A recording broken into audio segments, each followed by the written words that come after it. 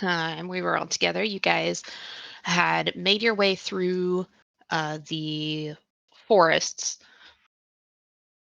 following some strange, misty pathway that had a human corpse, a horse corpse, cryptic messages, uh, fog that really messed with some of you, and it was just a big loop. And after that, you continued down the original road that you were on and found your way to a nearby village. Walking through the village, you met with this really lovely old lady uh, who goes by the name Granny, who was selling some various pies, in which Quaint, I believe, gobbled an entire pie, if I remember correctly, and Yeah. Rue was able to get a single bite out of it. And then you guys head off to the Blood on the Vine Tavern, in which you met a man named Ismark. Ismark explained a little bit about the village that you find yourselves in, which is called the village of Barovia, within the town of Barovia. He told you a little bit about the devil who kind of basically rules the land and everything surrounding it, as well as a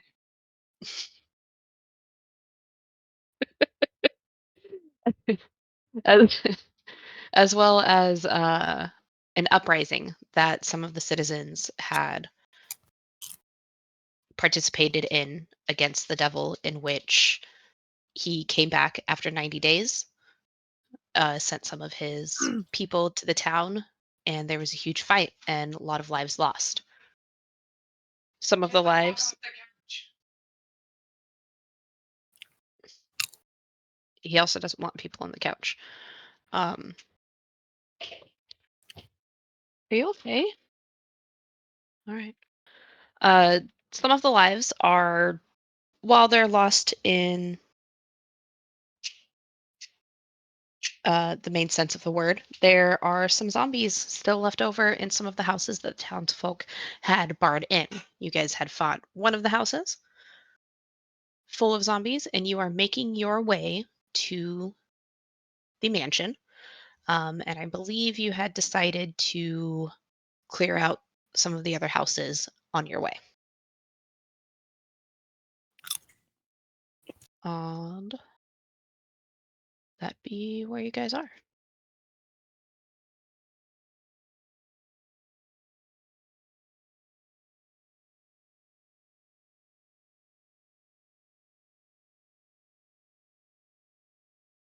Let's see. So if I remember correctly, I believe you guys were at this house.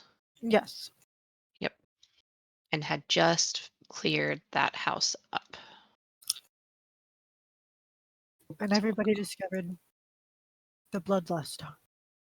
The bloodlust. The birdlust. Birdlust, yes.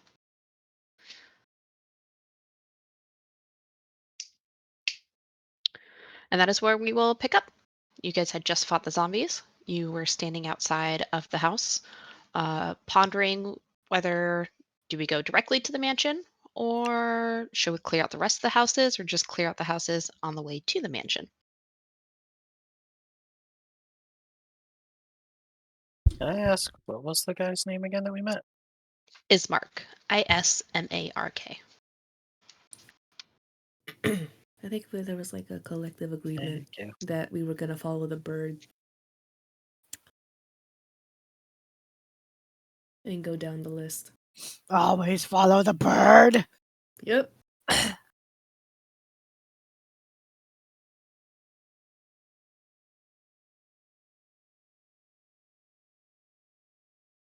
All right, you guys have your handy dandy map that Ismark had gave you and had circled the, oh, sorry, Jackson, the houses that he last knew of that still contained some zombies within. We were going south, right? Mhm. Or were we going? The yellow circle is the mansion that you guys will be staying the night at.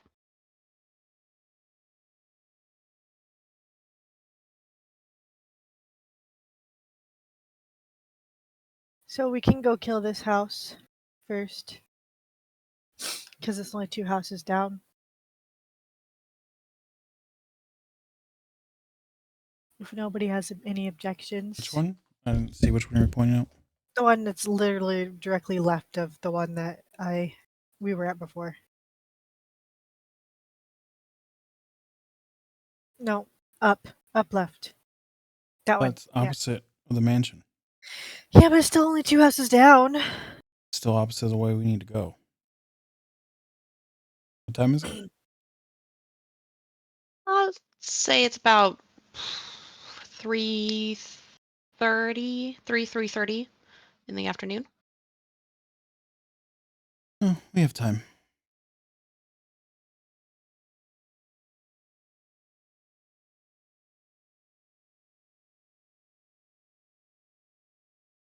Okay, I guess we'll go ahead and do that one. Excellent. Roll for creatures. Roll for creatures? Yeah, did I Never. do that last time? I will never roll for creatures. How dare you? Oh, I dare. I dare very much. So, you guys head on over a couple houses down, following the map to the next closest circled residence. And you come upon a nice little decent sized house. It appears from the front area, you can kind of see it looks like there may be a small farm or a garden in the back. Da, da, da, da, da, da, da, da, da, da.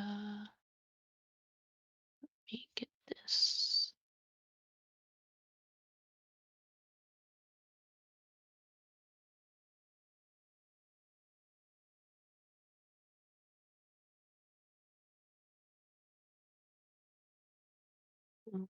Why?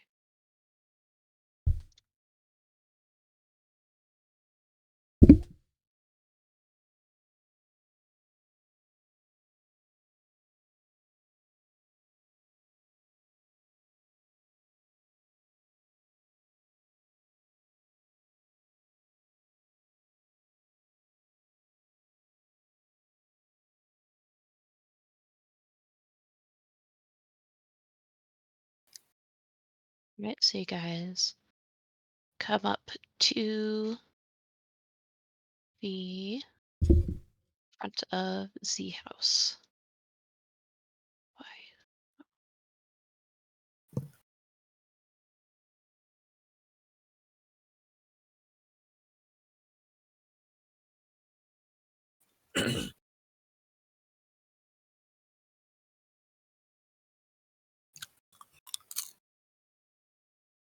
How good is a bird's hearing?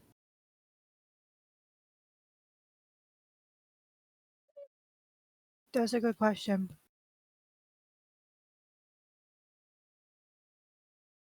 If I remember correctly, I think owls relied more on their hearing and sight than they did like their smell.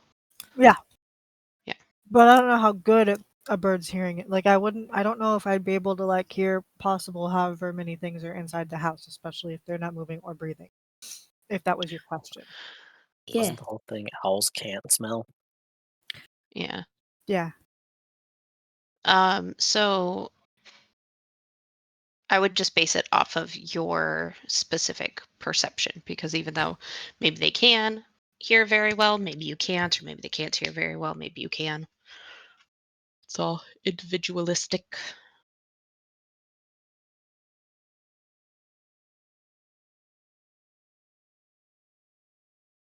Right, well, Well, my perception sucks. But my passive perception also sucks. So I'm just percepting a house. That's it. There is a house here. Yeah. I'm so smart. I guess I'm just gonna go and open up the door if nobody else is gonna drag their pieces on.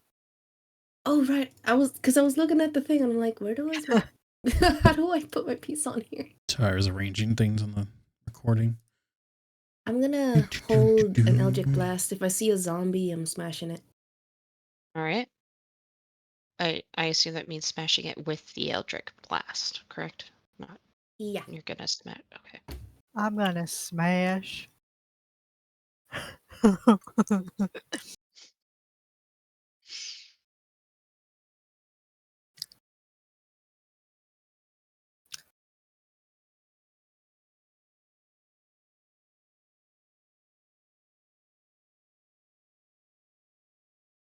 All right.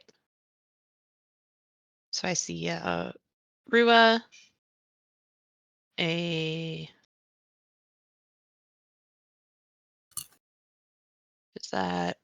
that's Kane Mhm. and a Quaint. Rothon and Lormi, Theb. Are you guys No, hanging off in Theb the back? wasn't there. He's coping somewhere. Got it. Okay. I thought I was gone too. Okay. Yeah, I that sounds right. I think you had me go with what's Go his with face. Theb and Ismark, or go with Ismark. Yes. Yeah. If you that's want, what's we can like. retcon where you come back. I kind of did that mostly for ease, but you're also welcome to just go with him as well. I'm fine with just going with him. Okay. Rothon doesn't have any weapons at the moment, so it's like, Got it. Cool. All right. You guys walk up to this door. It is a cute little cottage. Some might even say it's quaint.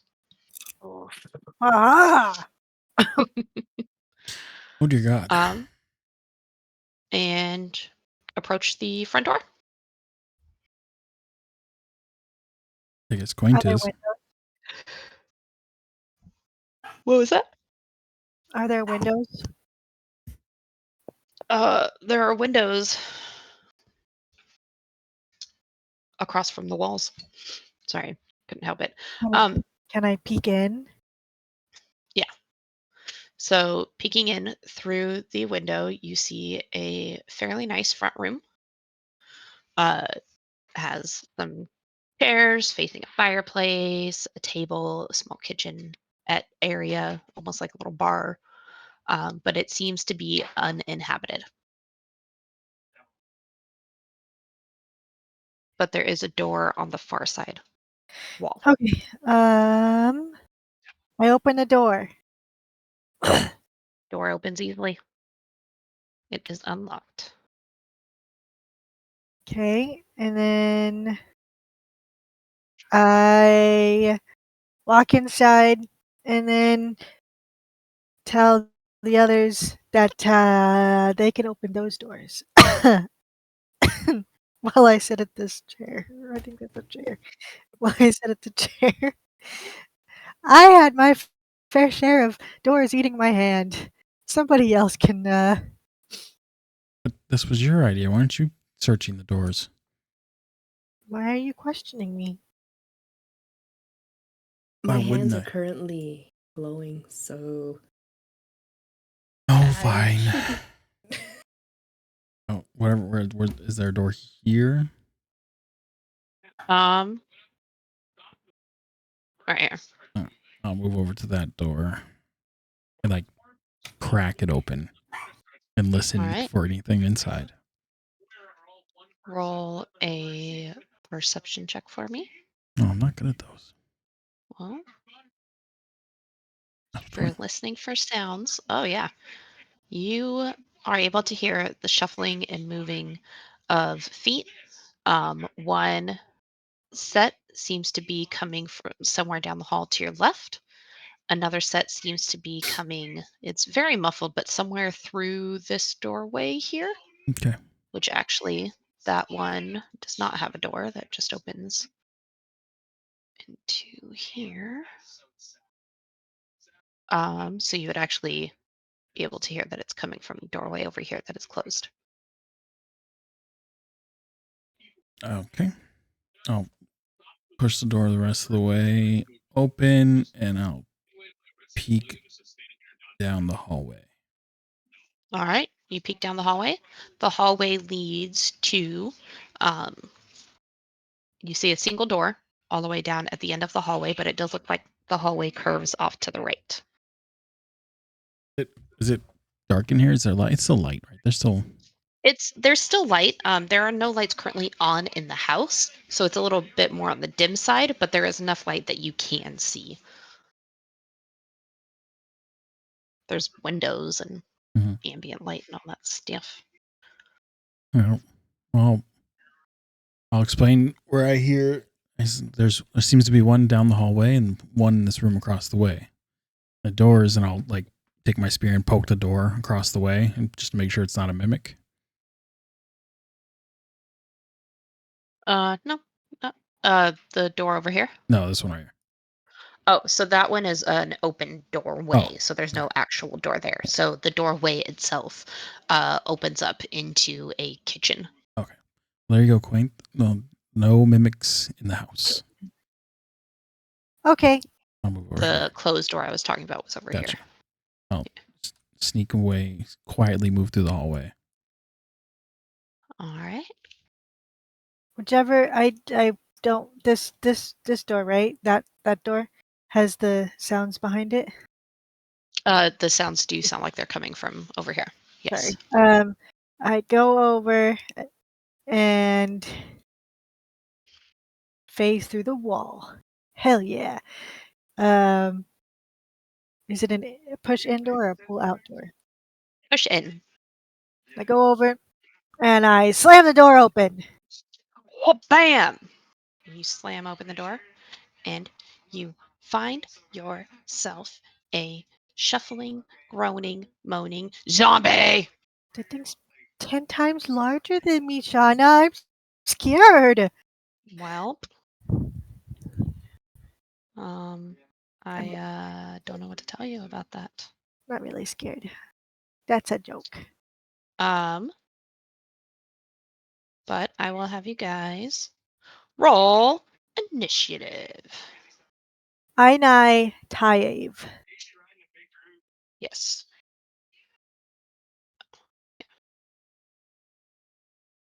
Am I on the right? No. There we go.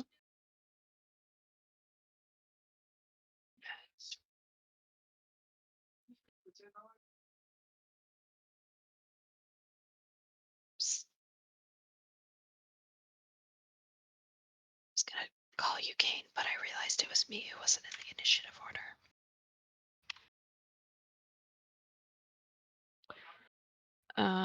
Excellent. All right.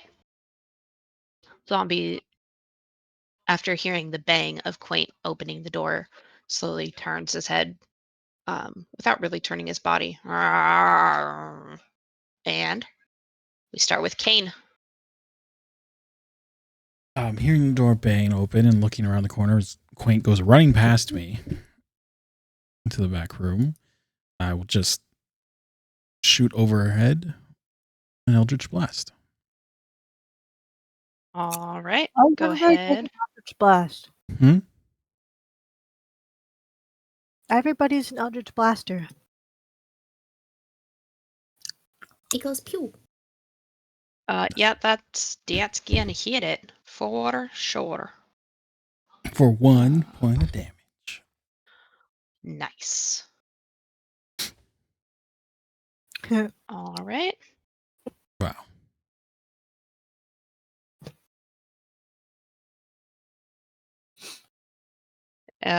What color is your Eldritch Blast? White like moonlight.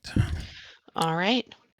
White shimmering blast goes rolling through and hits the zombie right on the inner junction of his elbow. His arm pulls back and he stumbles back a little bit. Stands right back up. And is going to shuffle forward to the closest one to him, and with his other arm, just swing it over his head and attempt to slam down on the top of Quaint's feathered head. And that will be an 11 to hit. Nope. All right. As he's walking forward and pulls his arm back to hit you, his hand actually connects with the top of the door jamb, and kind of it stops and deflects his arm away, so it just misses you. Damn right it just misses me. Rua, you are up. 1, 2, 3.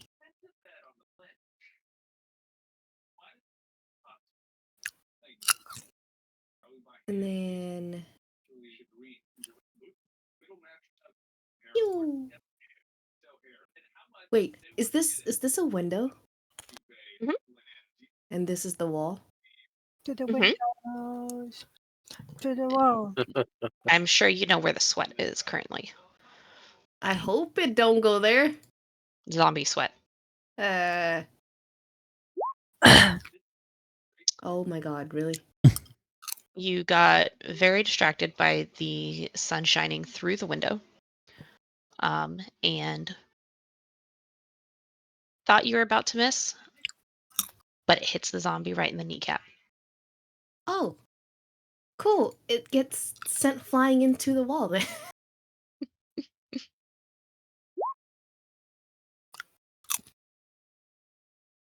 Whoops. Yeah, so agonizing and repelling. Whoops.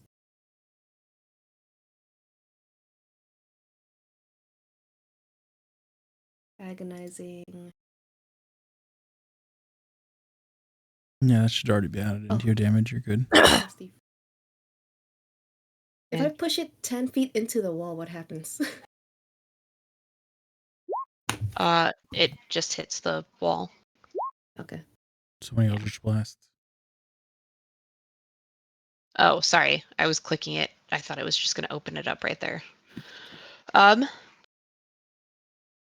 Yeah, so it'll slam him back into the wall, but he's going to take a really decent amount of damages. And you actually knock off his left arm from the shoulder. It just kind of goes flying when it hits the wall, Whoops. and gets ripped off of his body. He won't need that. No. Next up is Quaint. Finally.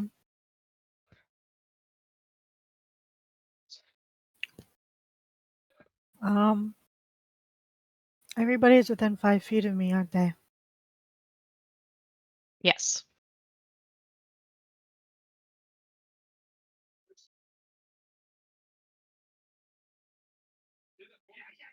Your sneak attack will still trigger.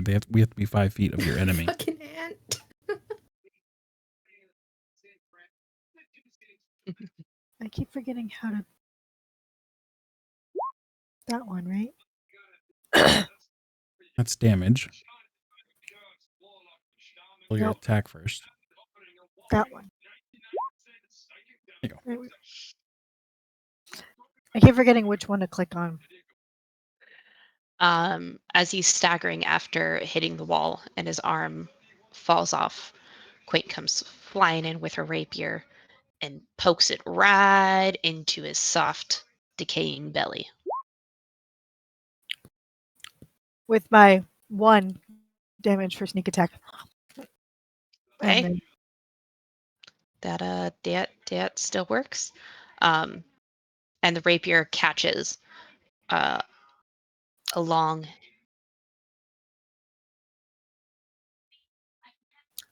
its ribs and bounces up and embeds itself underneath the zombie's chin and just goes straight up through his dome. Like an olive on a toothpick. yummy. The zombie is down. Well, Quaint immediately pulls the rapier out before it bends while the thing's falling. Mhm. And then wipes the probably congealed blood on the thing's shirt. And then turns back to Kane and goes, did you hear any other ones? Yeah, the one I explained back in the kitchen. Guess who Kane, wasn't listening? I With guess your success with your perception, uh, you also hear some noises coming from this doorway here, which one? the one right behind you. I'll point out. I was like, there's something else in there. I don't know if it's a zombie, but there's movement. I'll go check the kitchen. Don't die. Okay. I need you to stand back. Dangerous. Tiefling. As far back as you can. Okay, she's gonna prepare an electric blast for a zombie. She thinks that it's because it's dangerous, but mostly it's because of my passive at the 5 feet. I open this door. Okay.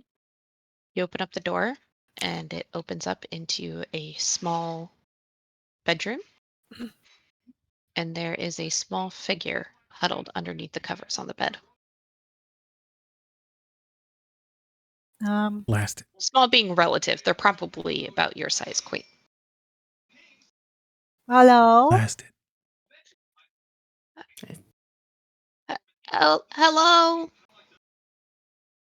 Oh, Drop in the blast. I don't think this one's a dead thing in here. It's talking. Hey, little creature thing. Are you dead? Sure as hell hope not. I got bit though, not by those things, but by a door. The blanket just flips off, and you see a head pop up with shaggy brown hair that mostly covers their face, but it does look to be the figure of a human female, probably about like 9, maybe 10 years old. You what? Got bit by a door. I wouldn't suggest it. It sort of hurts. Is that like closing a door on your hand? Because I've done that and it doesn't really feel good. No, this one was actually like alive and it had teeth and they were bitey. Wait, what the hell is happening here? Oh, there's a person. Her eyes go wide and she looks at the door, and then she looks around and then throws the blanket back over her head, and she's like, nope, I'm dreaming. This isn't real. The doors aren't going to eat me too. Everything wants to eat me. This isn't okay. Good job. You we'll get back to you, kid. Quaint, could you I'm going to close go the door check with the over here. zombie? But While they're having that discussion. fun. You're going to open up the door? Yep. Open up the door, and you find a lovely storage room Mhm. with food Mhm. and a zombie. She flipping me off. Is that one like doing the like The the thriller? thriller dance? Mhm. Yeah. Go ahead and roll yo initiative. Are you gonna say anything, Kane? Probably not. Okay. Thriller. Oh. Ooh. I have Yep. +1 dex. Yep. They do not. So you will go first. This one is like not near as decayed as the one that you guys found in the other room. Mhm. This one looks to be almost like a fresher corpse with a very large wound square in the middle of their chest. Okay. Ooh. I didn't mean to do that, but I was going to attack first to see if I hit. You're just gonna smite him. Does it look like a zombie? It looks like a zombie. Yeah. Then yeah, we're going to attack it. All right. That is going to hit. Okay. I did not mean to roll your damage. I meant to No worries. the spell description and it moved on me. So you can roll your own damage. I'll do that same thing. So 12 damage. Perfect.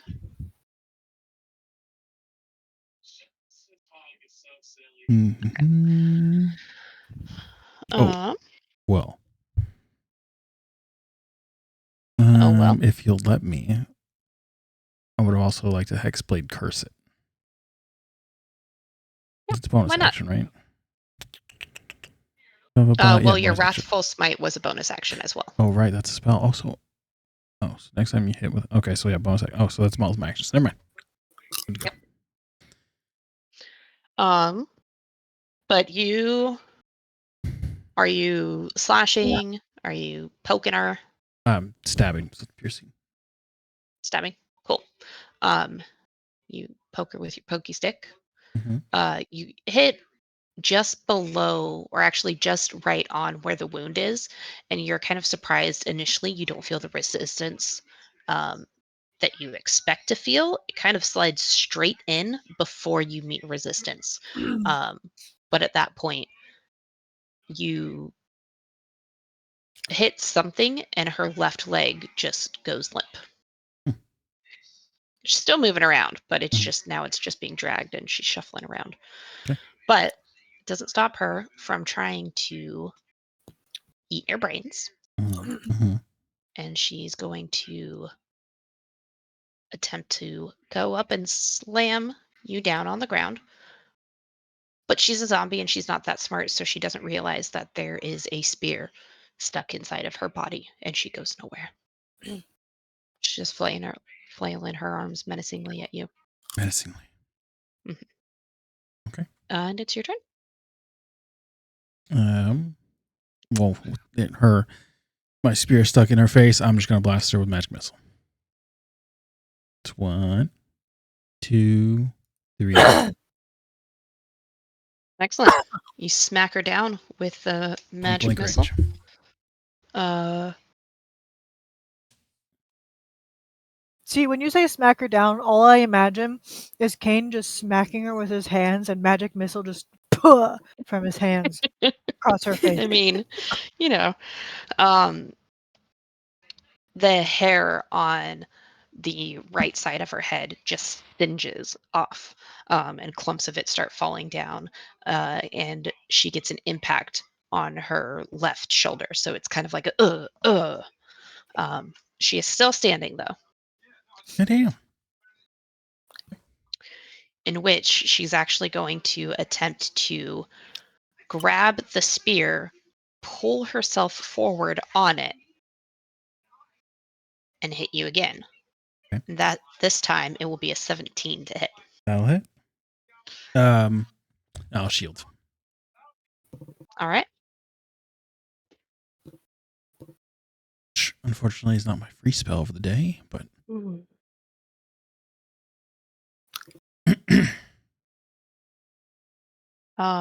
And then your typical AC is what? with mage armor 14. Okay, excellent. So yeah, she tries to hit you, and as she reaches out, her hands get stopped by almost a ethereal white shimmer that fades as soon as it appears. And you are up. Okay, with that I will actually. Yeah, sorry, so my AC drops. I guess I'll just pull my spear out of her and stab her again. Even try and get her in the face. Go for the All head. right, go for it. Go for the head. Yeah. Yeah. That's a gonna hit. And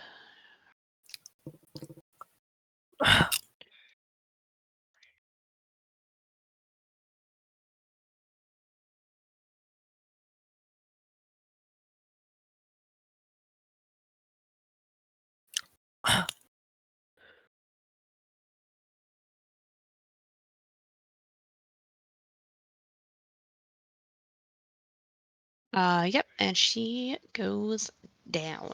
Just slumps on your spear. Excellent.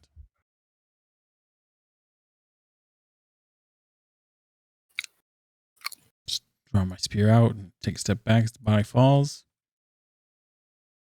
Found another one. I'll call out the other two. We're dealing with the person in the bedroom. What other one? Just kind of here in the kitchen, pantry. My hands come in glowing pink, and then I see the mess you made in the pantry, and it fizzles out. I'm like, oh, the food. I mean, Well, food. didn't have much choice. All right. Well, we may have found a child. Like a A zombie child? Did you kill it? No. Did you just ask if we killed a child? I assume it's a Non-hate for zombie. children transcends all stories. Is it not zombified? Hasn't been bit, No. turned. She seems to be hiding under her bed. Oh, On interesting. her bed? How long have these On the zombies bed been under here? the covers. Yeah. They say. Well, it hasn't been a It's couple been days. yeah, it's been a few days. Kid's probably starving. I'll look around. Is there any like food in the kitchen, like available to eat, like a potato or something? Yeah, there is a basket that has some very, very stale rolls in it. There's also another basket that has some moldy, not super moldy, but definitely soft and on their way out tomatoes, as well as um, 4 or 5 carrots and maybe 2 or 3 apples that are getting slightly bruised.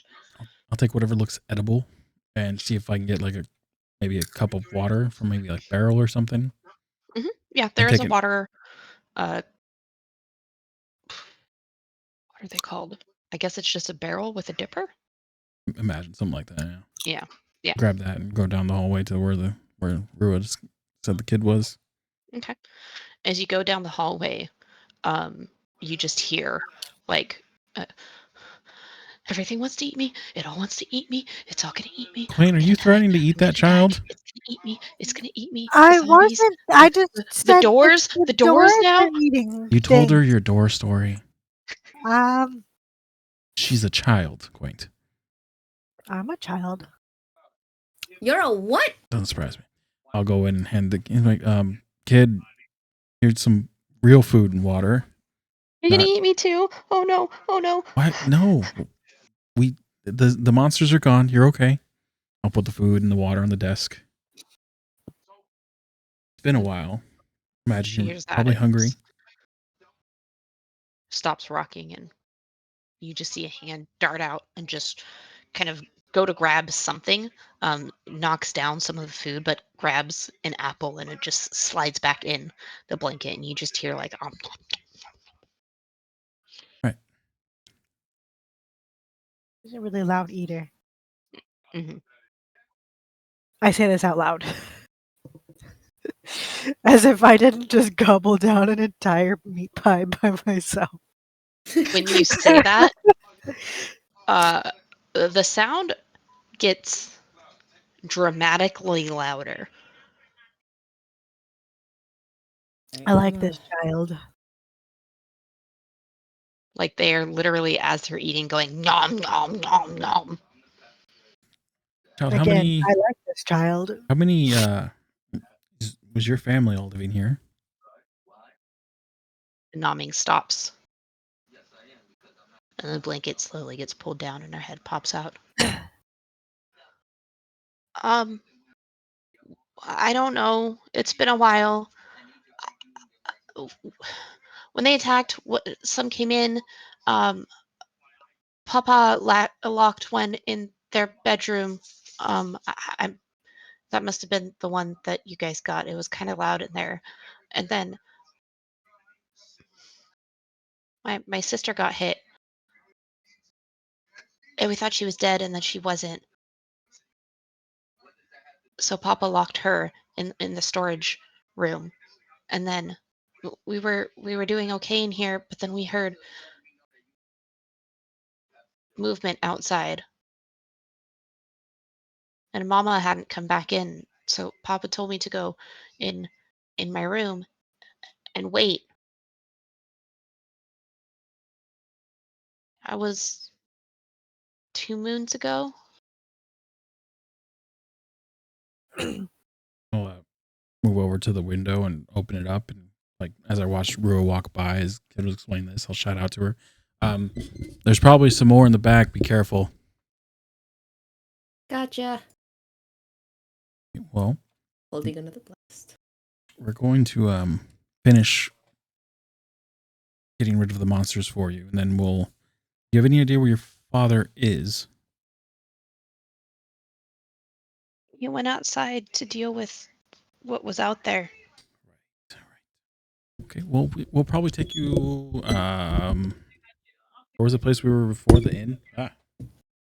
Yeah, the Blood on the Vine Tavern. Yeah, we're going back there that way anyway. Yeah, we'll probably take you over to the tavern where you'll be looked after by some of the townsfolk that I'm sure you know of. But let us finish what's here, and then when it's safe, we'll come get you. Okay? Go ahead and Wait. just eat up. Okay. My babysitter should be around somewhere. Maybe they'll know where she is. We'll look for her. Okay. Stay in here. John sounded As nice. they Children talk. is so unnerving. Wait, is that person actually gonna sit in her? She's not a baby That's anymore. not what that means. It's okay. Quentin, Oh. did you want As to they stay here talk, and I'ma open watch this the door. kid, or do you want to go find Yeah. more zombies? I like fighting things. Go in the back. Go help Rua. I'll stay in the house. Okay. Why instead of going in the back, I fly above the house. This is me flying above the house. Okay, I'll close the door to the room just so she's got some. I'll leave it mostly closed. What Just do my cracked a little eagle bit. eyes see? I'll just stand guard. Nothing, because you do not have eagle eyes. You have God damn it! Rua, you were saying you were gonna go check out that storage shed out there? Yeah, while they were talking. Okay. Okay. Were you walking inside or looking through the window on the door? Looking through. Looking through, you see what is very clearly a storage shed for that must go to the garden. Behind you, it has various um, barrels with like root vegetables, potatoes, onions, some various gardening equipment, some hoes, rakes, shovels. And a zombie! Just kidding. I don't get to tell if there's a zombie or not. Rua does. I And mean, a zombie!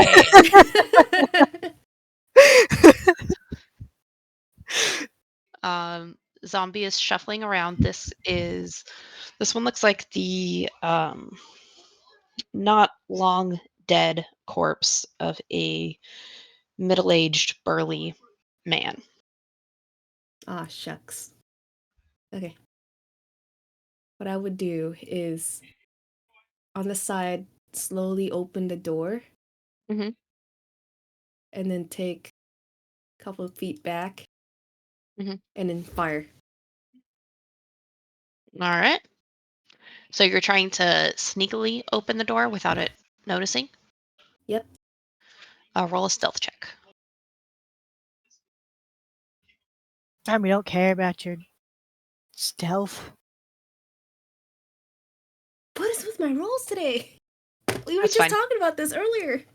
You're good. It's a zombie. It was more so if you like crit failed. And then pew. You said pew, but there's nothing there. There it is. All right. Yep, that's gonna hit it. Are you gonna be moving any back and telling me there's a zombie? Oh, you did move back. Sorry. It didn't From up there, your owl eyes can see that Rua backed up into the garden and then shot into the shed. shot into the shed with her. Shot into the shed. Magenta Now he's Eldritch dead. Blast. And if you can, please roll for initiative, Miss Rua. Ba-da-da-da-da-da-da. Can I also technically roll for initiative because I saw? Yep. Huh.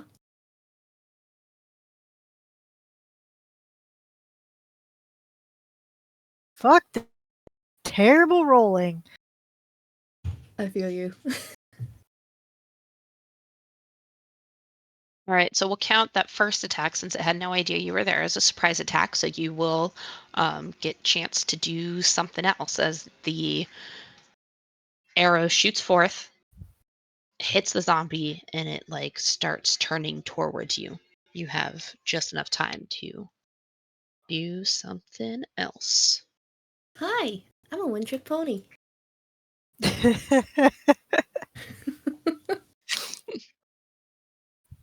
Yeah, that'll hit it.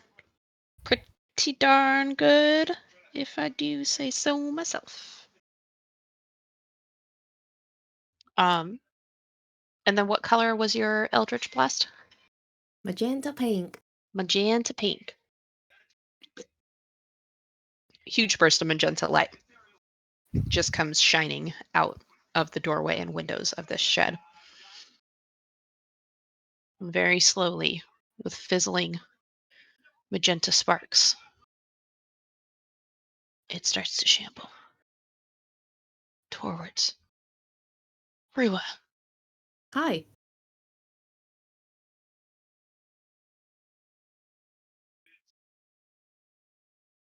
And it's gonna stumble forward and try to grab Uh. you He's got a green head. with a whopping 8 to Nope. hit. Yeah, he trips over a plant root.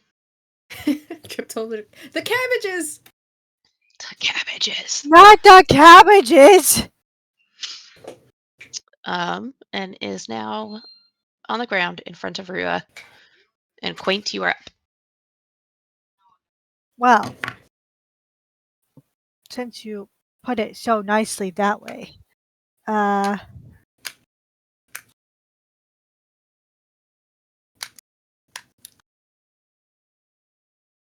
can hit him! So I will. You're gonna dive bomb the zombie. Waka!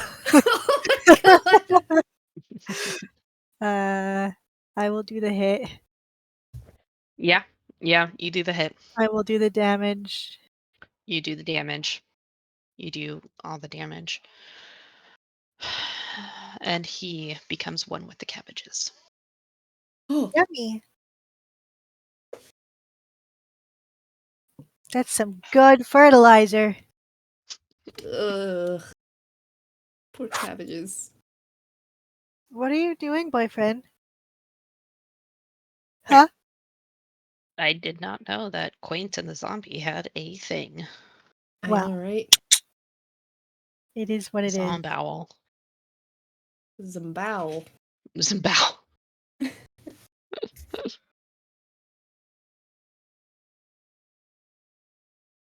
Okay. Guess I'm gonna rear up another blast. And then carefully You're going look to through a rear door. up a blast? Is that what you just said?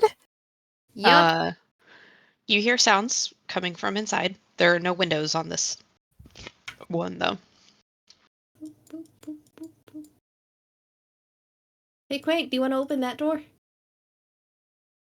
I think there's something in there.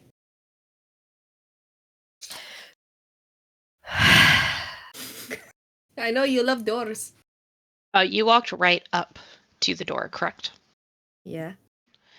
While there are no windows or anything on this building, you do see carved into the door, hastily, it just says, "I am sorry." Oh, that's out of character. That's the sister. No, the sister was on the. John killed the sister. Oh, maybe the mom?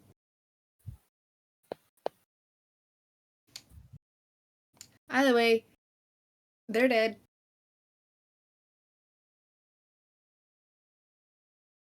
Okay, well, I open up the drawers. Open up the drawers.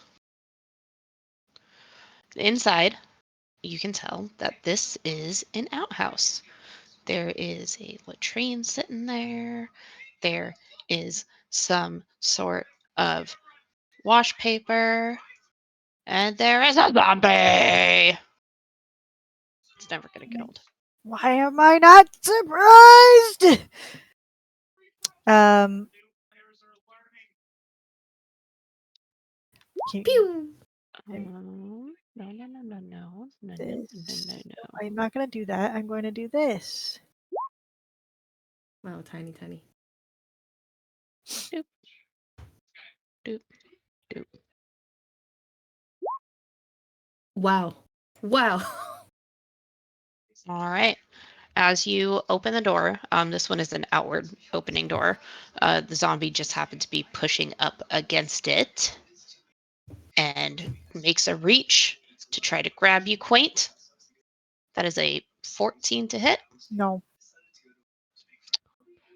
and it stumbles and plops. Not really plops, but it stumbles outward, and you were just able to dodge it. Got him. As it stumbles forward. Does it stumble past me so that I get an attack of opportunity? No, it doesn't. It doesn't proc a attack of opportunity. It's still within the 5 feet range. Wow, you did that on purpose. It tried to reach for you and it stumbled. It didn't go running. You did that on purpose. Fucking dolphins. All right, and you are up, Quaint. Okay. Guess what? I'm going to attack it. Just in case you didn't know.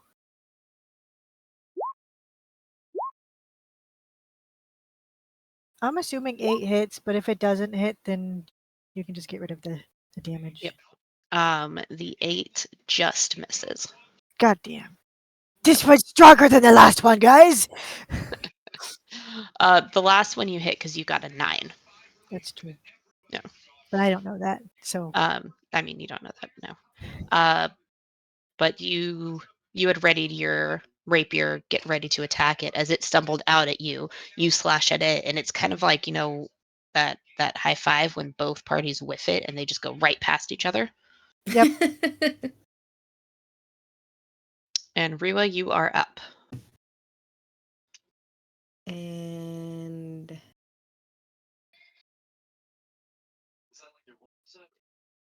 pew, pew. How many times have I rolled 9? There's been a lot of 9s. Oh my god. But that just hits. And then boop. Yep. How many times have I rolled 11? Okay.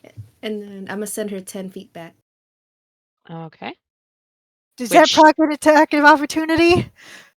Because I believe it doesn't proc if it's forced movement. Is that correct, John? Yes, forced movement does not proc opportunities of attack.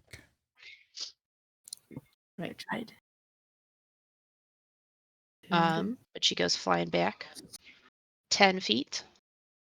That's it for me. Stumble, swoosh. And then starts making her way forward. Initially going towards Rua because she sees her. But as she comes around here, sees the owl, and tries to go for the owl one more time. That'll be a 13 to hit. Nope. And no foul. No Wait. foul because she's a bird. Yeah. God damn it. Exactly. Thank you for picking up on that. Quaint, you're up. Picking up what you were putting down. Mm-hmm. Anyway, so Quaint goes and does quaint things because that's how I roll. Yep. And you just slash away. She is Dunsky. piece of pie. Okay. Anything in that room right there? Is there anything in there besides like garden hose? No, this room was an outhouse. Yeah, the outhouse. Yeah. There's Ugh, clean your swords.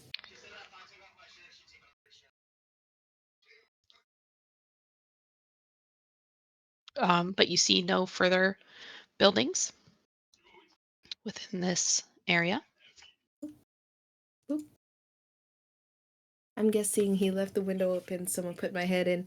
Okay, it's all clear outside now. Scaring the crap out of the kid. I'm not in the room. She does recognize you. You're the one who said. You're the one who said that you were gonna stay and watch the kid. Yeah, outside the door. So, I like soar Fine. through the window and like bounce on the bed. I'm Okay. assuming the window is big enough to Yeah, allow that. you're small enough. You can tuck your feathers and just dive down. Yeah. Kid jumps up out of the bed, screams. I come busting through the door. What's up? She just Run stares at and you. leave the room. Job's all done here. Okay. Her eyes get all wide for a moment. She's like, "Hold on." Yes. What am I holding on to? You're an owl. How are you Oh. talking? First off, not an owl. Second I off, went to school. I know what owls are. do I look like an owl? And Yes. I raise my wings and it shows the three, or my arms and my wings. Owls don't have 6 limbs. Does that mean you're a bug owl? Mean. I'm so confused. Is Technically. this normal lingo? I mean, humans can be born with tails. Why can't owls be born with hands? You're gonna That put logic her actually through tracks out. Yeah. Yeah. You're gonna put her into an I respect existential this kid. crisis. I'm confused still. Did you guys find my dad? Is he coming back? At this point, I Oh, come boy. into the door. Hey, I think it's best for you to for us to bring you to the safe spot before we continue talking. Oh. Her shoulders kind of slump. You have You to be a get big girl now. okay. Well, we can go to my babysitter's house. She'll probably take care of me. She's not too far from here. Check out the map. Where does your babysitter live? Take out the map.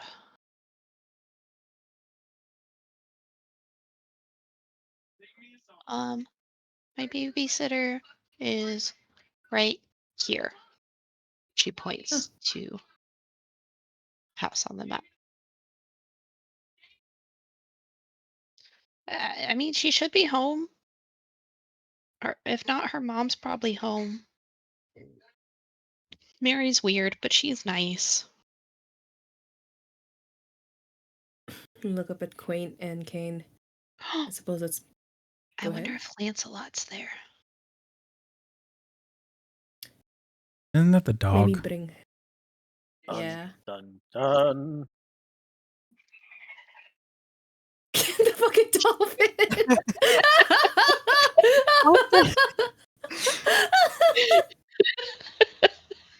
That's good timing. Well, let's bring you there then instead of the tavern. Okay. I mean, I have no objections. Wait, it's not one of the zombie houses, is it? Nope. It is between it though. Well, onwards.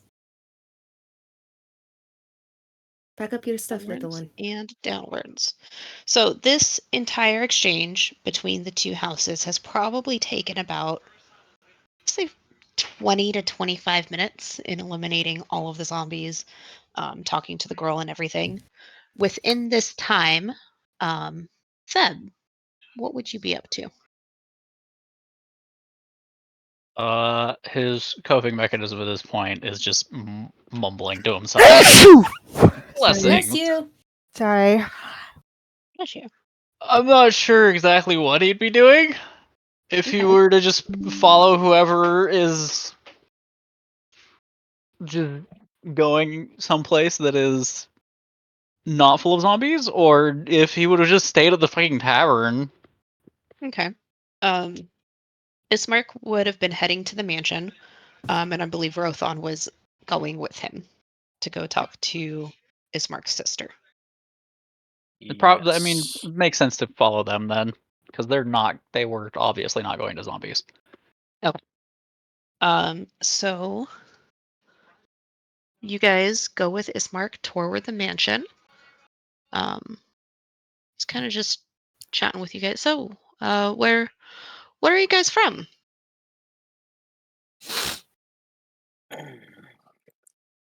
Far away. Suppose it is a strange question to ask. All newcomers tend to be from places we don't know.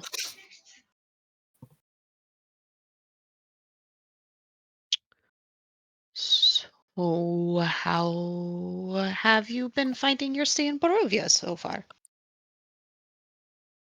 Not to sound rude or anything, but real bad. Any Real of your bad. comrades die on the way so far? Well, the owl almost died. To a door. I got almost eaten by a door. Imagine if the owl's hearing was so good that she could just hear the word "die" to a door. Knows.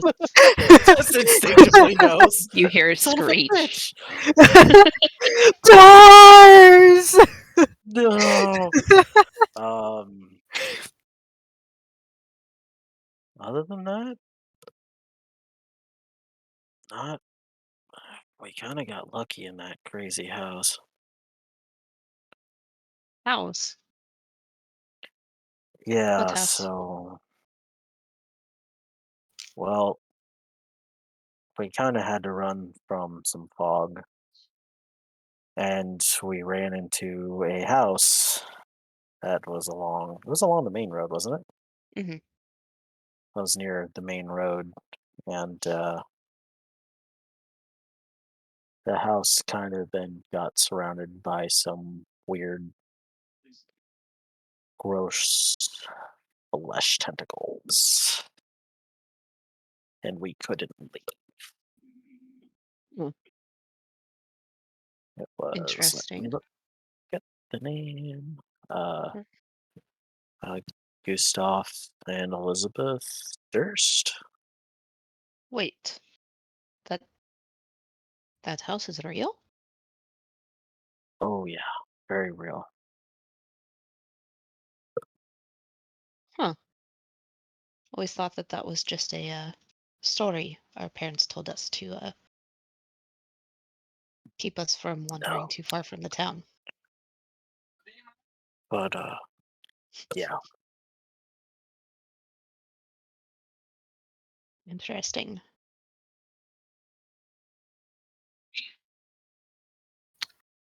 Well, just goes to show that you should always know who it was you chose to marry and make sure that you do not look for comforts outside of the home. Can I insight check him? Yeah. What are you trying to ascertain? How the fuck he knows that? He was banging the other chick. He So was eloquent. banging Because we the didn't say other sh. chick. Sorry, that's just where my brain went. I was like, "What?" Where the hell is my insight at? There we go.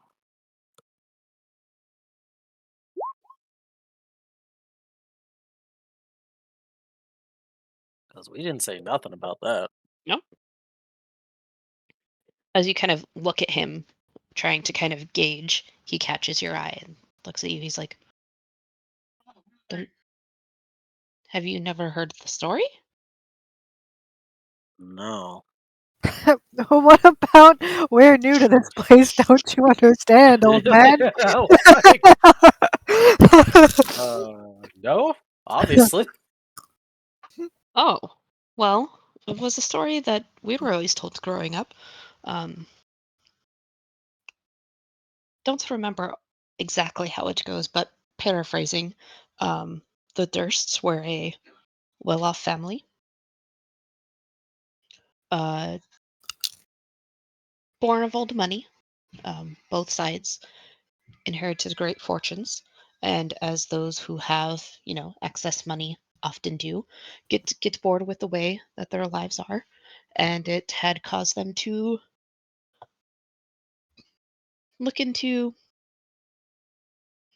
other ways to occupy their time, and it led them to the occult. Um, Apparently, they both were some part of some sort of society, worshipping some monster or other being or something, and which point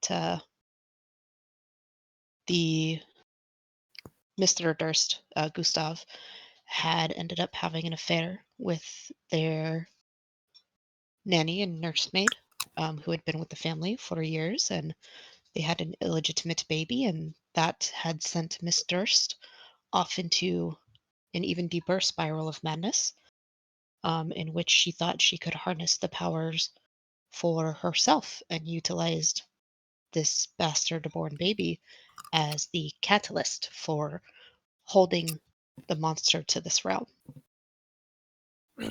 Um, Supposedly, she had locked her other children up in the attic when she conducted various, I don't know, seances or uh, meetings or whatever. But eventually, uh, got whatever information she needed that cleared up that yes, it was in fact her husband's baby, and she taught him a lesson, and forced him to remain in the house after he was hmm,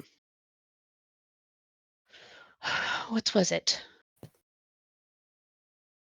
released from his skin of treachery.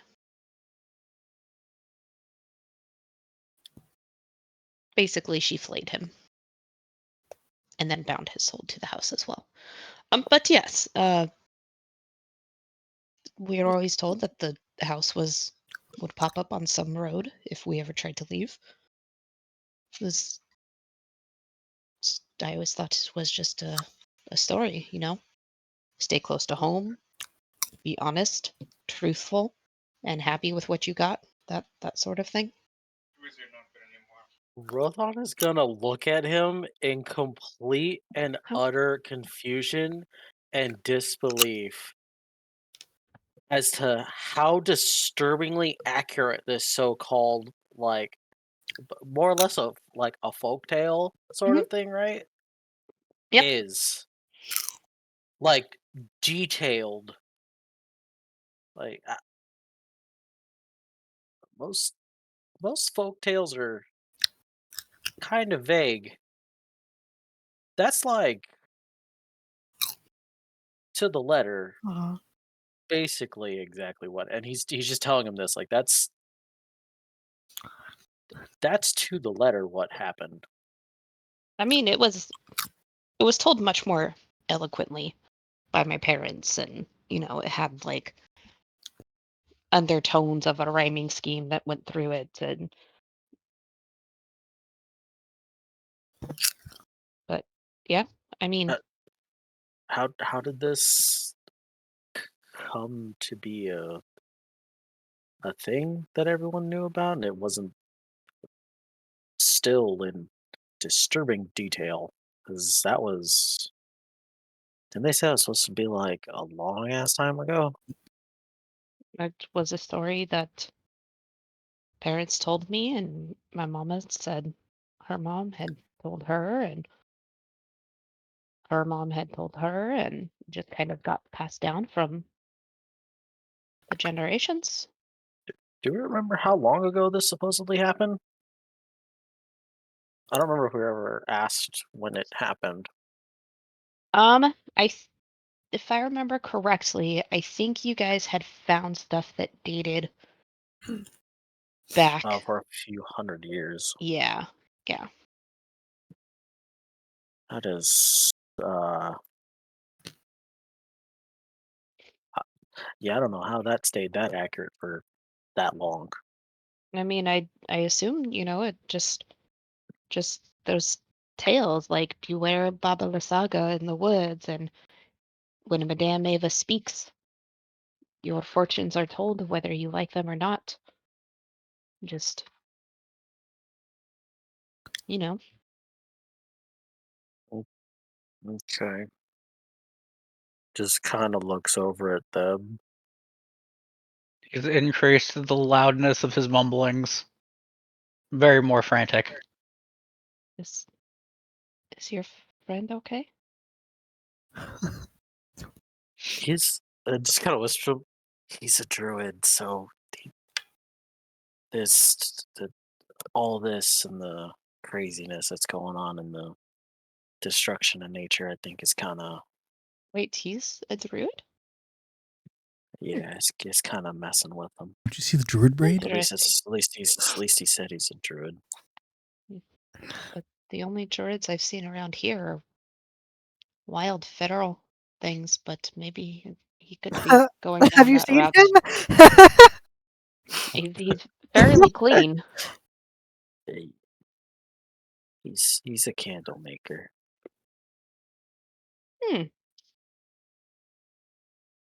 Interesting. He doesn't smell much like animal fat. He knows he's made several candles. Okay.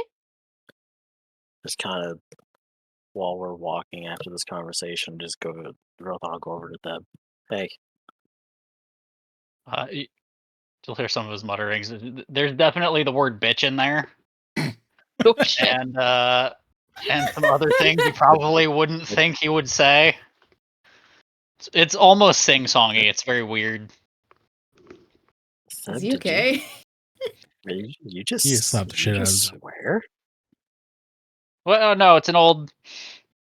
My mom taught me a long time ago. Interesting.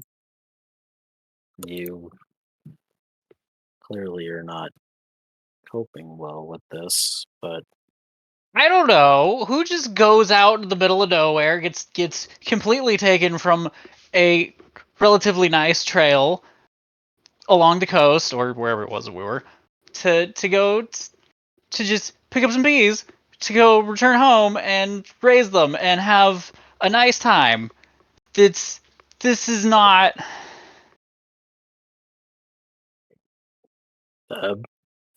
This man's We're losing gonna- his mind. we're gonna need you to get a hold of yourself.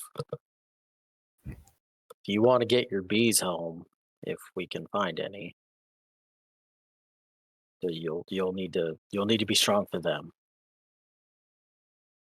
Unless I could find a way to bring them here. You don't want to bring bees Seems here. legit. Well, if we had Have enough you- of have you- them. Are you Have, using have Jedi, you Jedi mind tricks? You have don't you bring the seen beats. have you seen any flowers around here besides the one you made or the ones you made? Yeah, but they could help us get out of here.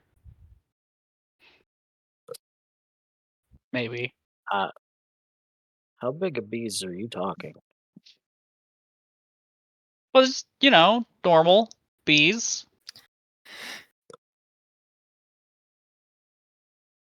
we're in an undead hellscape. I don't think bees are going to be much use right now. Well, I mean, if I could get Queenie to bring some of the soldiers. Wait, Queenie? Yeah, Queenie. She's my best friend. Do you have Queenie on you? No, Okay. no. It's I found that some people are uncomfortable with bees. That's So I don't detective. bring them traveling. I don't think you would want to bring them here.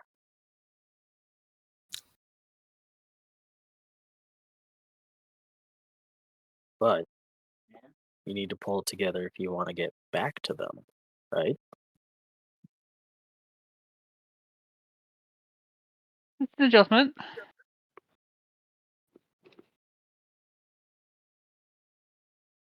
Come on.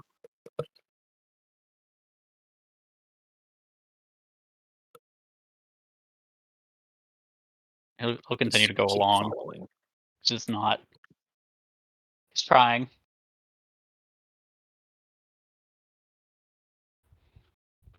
At this point, you guys Are you okay? Just fucking losing it. damn it, Anthony.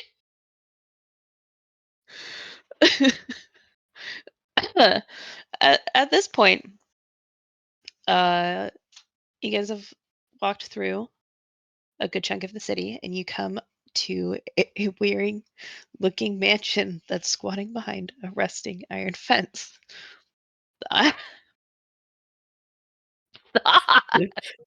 Sorry. You need a minute. Someone's just fucking with me. I'm trying to be super serial over here. The iron gates in front of it are twisted and torn. The right gate lies cast aside, while the left swings lazily in the wind. The stuttering squeal and clang of the gate repeats with mindless precision. King, king, king. Shut up, Anthony. Go away. Weeds choke the ground and press with menace upon the house itself. Yet, against the walls, the growth has been tamped down to create a path all about the domain. Heavy claw markings have stripped the once beautiful finish off the walls. Great black marks tell of the fires that have assailed the mansion. Not a pane nor a shard of glass stands in any window. All the windows are barred with planks, and each one marked with stains of evil omen. Ismark guides you up through the drive. Approaching the house, opens the door, and invites you in. It has seen better days, but this is home.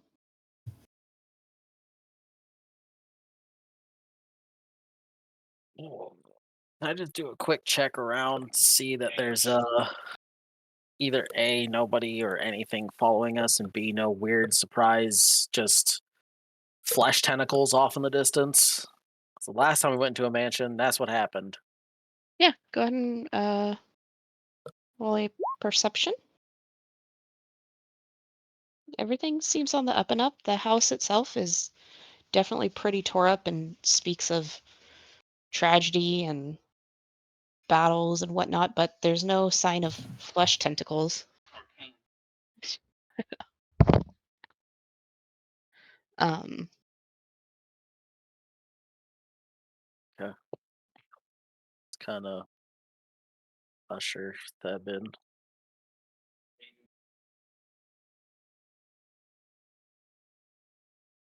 He goes untrustingly. Does not trust the house.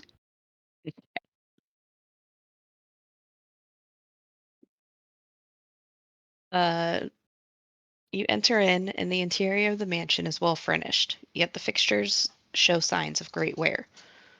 Noticeable oddities are the boarded up windows and the presence of holy symbols all over the front room.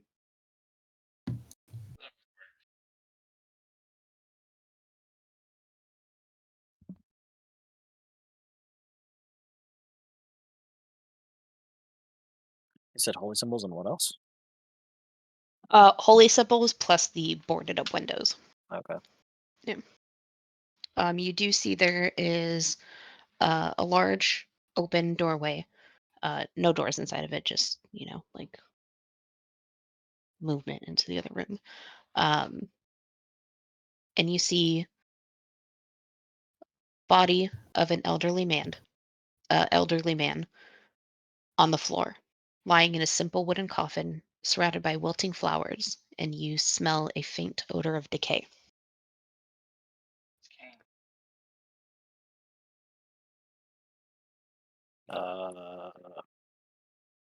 Is Snark? Yes? What's going on here?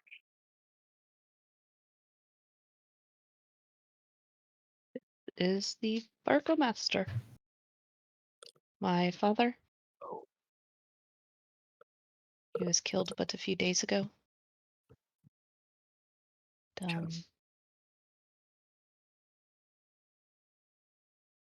We have yet to deal with that. But please, make yourselves comfortable. I will see if I can go find Irina. I will be back.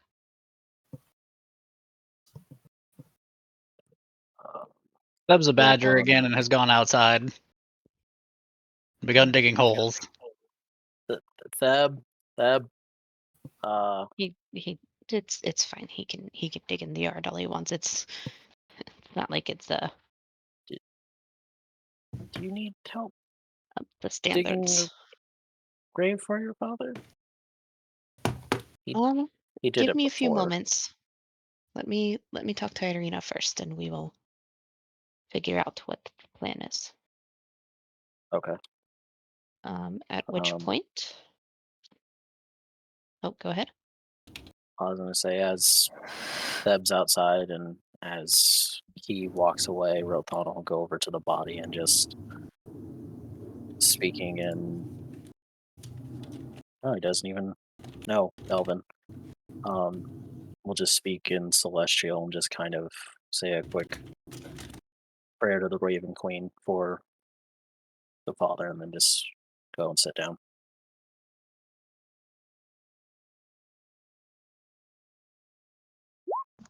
Oh, hold on just a moment. I'll be right back.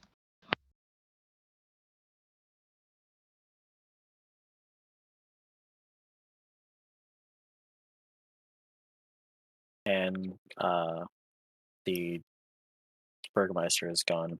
Burgermeister? Is that the right word? Yeah. Mhm. It just sounds weird.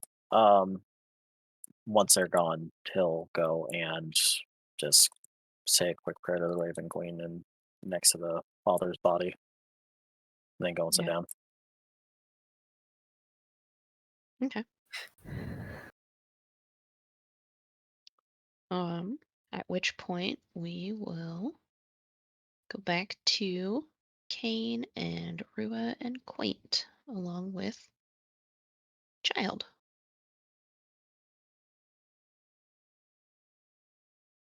Are you guys heading directly to the Babysitters? yes. I believe that's I where we're guess going. so. All right. So you guys start walking. Child is fairly quiet, but also will just randomly ask you guys stuff like, "Where are you from? I haven't seen you before." Did I ask anyone Um, specifically? somewhere very Just far out away. loud. Ooh, that's really cool. How'd you get here? Through a magical portal. Oh, did it just bring you to the city? No, brought us to the middle of the forest. You were in the forest? I think so. What's so bad about the forest? There's wolves in the forest. Well, there's a lot scarier things than wolves. Well, yeah. But the wolves, they watch you. Well, I watch them back. You should be careful. They'll tell him you're here. I'm pretty sure they already know. Hmm. I've heard he Yeah. doesn't really like new people. Yeah. Well, sucks to be him. I don't know. He seems like he has it pretty made.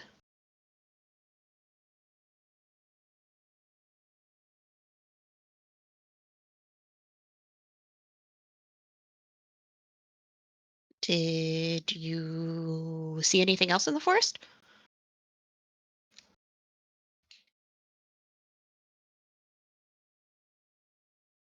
Mm.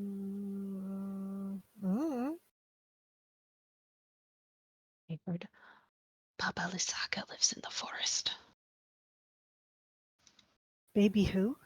Baba Lysaga? She's a witch. Oh, I don't know who that is. Oh. He's I mean, do you know what a witch is? Well, yeah, I know what that is. Oh. Did you see any scarecrows? Apparently, she uses them. Mm, nope. Oh.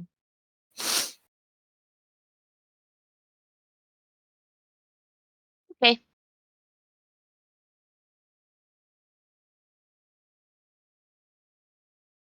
Is it long before we get to the place? You guys are just now about approaching it. You get to the main road, and it looks like some sort of shop you pass by as you come up to the building. As you guys make your way toward the building, you just hear a crying emanating from the inside, mournful, echoing sob.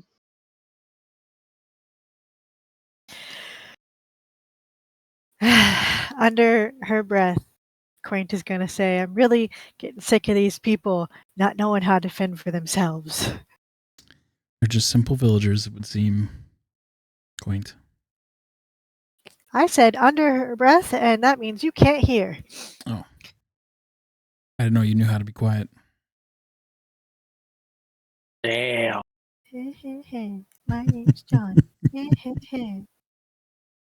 I think I'm so cool. The That's girl pretty kind good, of though. stops short.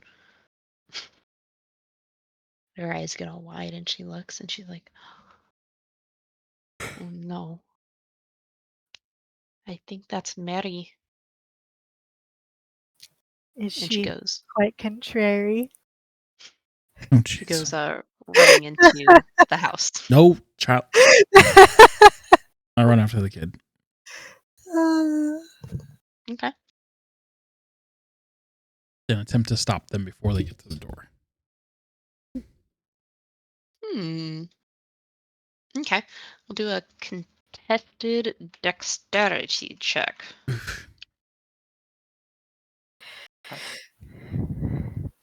We sure this is John's character? Just, Ooh, 6. yep. Well, 6 beats her 3. Oh, good. Because if not, I was going to cast sleep on her. Shit.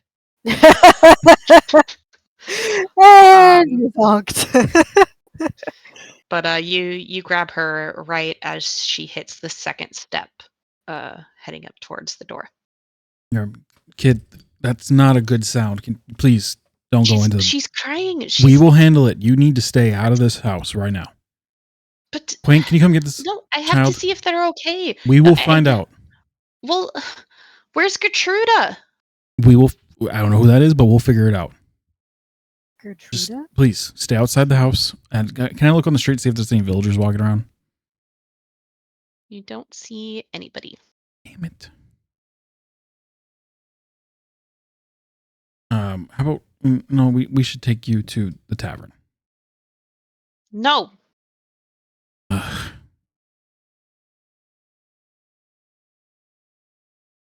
Wait, I won't take you to the tavern if you promise to stay out of the house until we can go in. Okay. Promise? Promise.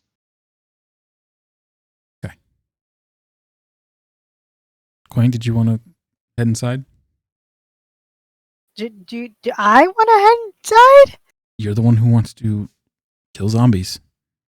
Was it one of the zombie houses? No. But it seems that it's spread further than they know. Okay. I head inside, I guess.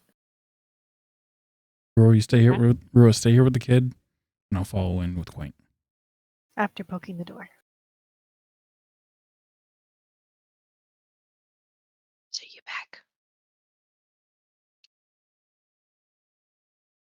What? Mars had said she'll be right back. Yeah, and Oh. she was She's back following yet. you guys. She's super awkward. She's just kind of like, okay. Just eyes the kid awkwardly. Sounds about right. And as you guys open up the door, the echoing sobbing is very much louder. And it is clearly someone in distress or mourning or it's just despair. It's not like extra, like supernatural Hello? wailing. No, it's Oh, like, okay. Yeah. We should Are still check. there any zombies in here? They're not going to respond to you, Quaint. Anyone alive in here? crying just continues. It's ominous. Is it a single story or is it a 2-story building? 2-story. Is this crying coming It's from like a- upstairs? Townhouse. Yes. Well, Quaint, upstairs we go. Unless maybe you want to fly around the outside and look through a window or two. Telling me how to do my job? Uh, I say as I asking. get ready and fly around the. I'll stay at the bottom of the stairs until I hear back from Quaint. And I'll whisper If to I her. peek through any doors or anything, do I see? Message to her.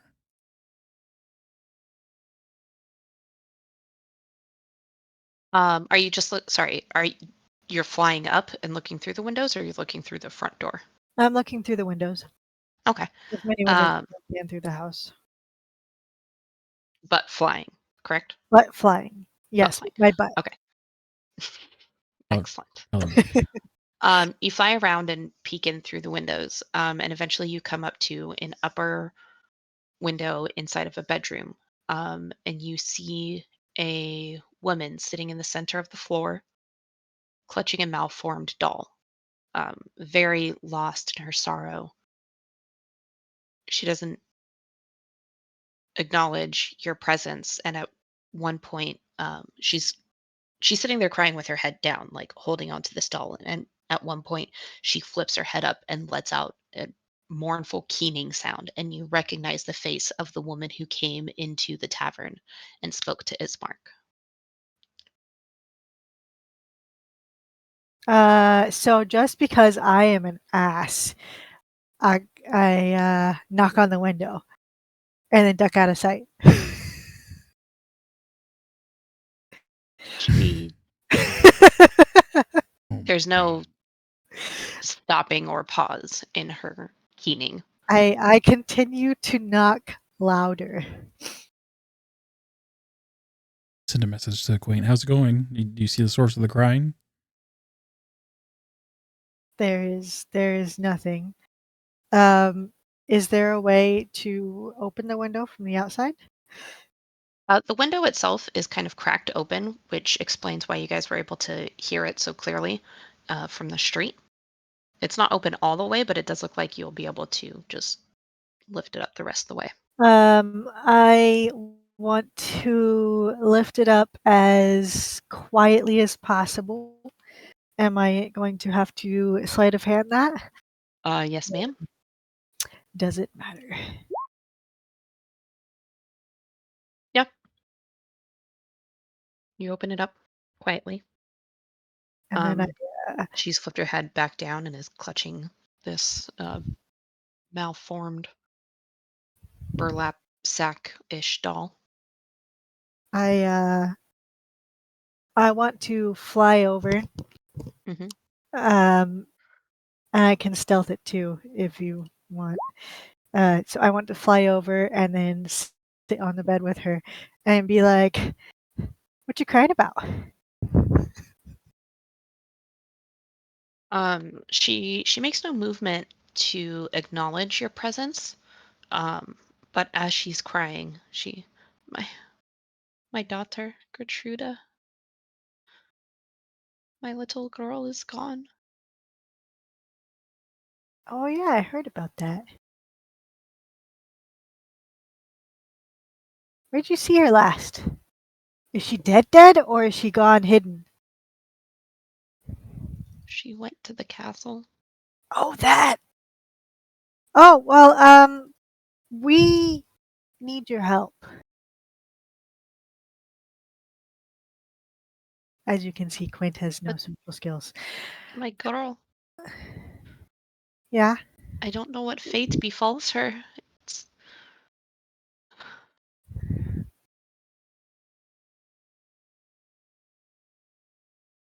she's gone. But you don't know that for sure, for one. And for two, you don't know that for sure. So here's the plan. The plan is we're gonna go to that castle thing and we'll get your child back. And you have to watch this little kid that we brought because Gertruda was apparently her babysitter. Also, all of her parents are dead. So Babysitter. Are you? Uh, are you talking of Victorine? I think that's her name. It might be. I don't know. Little girl, raggedy brown hair. Yeah, sounds about right. She kind of sniffs and wipes her nose and sits up. So the wailing has stopped at this point. Yes, the wailing has stopped. And since Quaint's not responding to me through my message, I'm going to kick the door in. What the hell did it come back to? Well, if you want to know. I don't know what's going on inside the house. Cool. We're on the same page, I guess. You're holding the kid's hand, Oh, not literally. Thank you. You guys brought the girl to where she said her babysitter was. And when you guys arrived there, there was like a loud sob, like loud wailing sob echoing through the street coming from the house. At which point the girl starts yelling that it's Mary, and tries to run up the steps. Kane had stopped her on her way up there, and she had promised to stay outside. Um, in return for Kane not bringing her back to the tavern. And then she had mentioned that she's worried about Gertruda. And Quaint had flown around and checked out the windows, and in an upper window found a woman crying, and then ended up recognizing her as the woman who had come into the tavern to speak with Ismark. And the woman had mentioned that her daughter Gertruda had left to the castle, and that she's gone. She doesn't know what happened to her. But when Quaint mentioned the girl, um, Mary had kind of stifled her sobs and was just now like wiping her tears away and sitting up. When it got quiet, Kane decided to kick the door in because He's Quaint king. didn't respond to his messages. He got really, really sad. Yes, let's go with sad.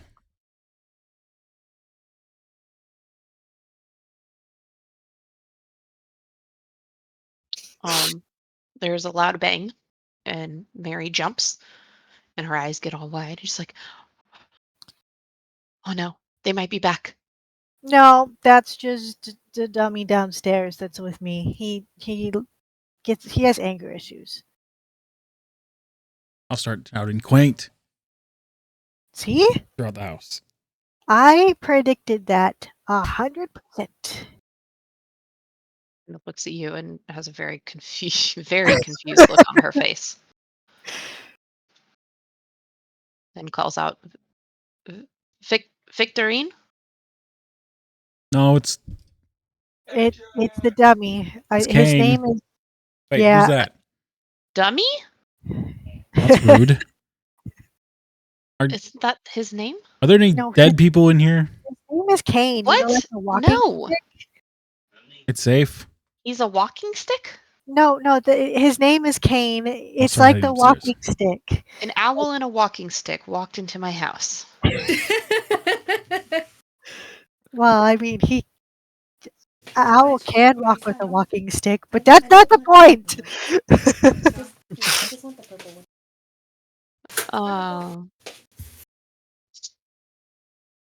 She kind of starts heading towards the landing.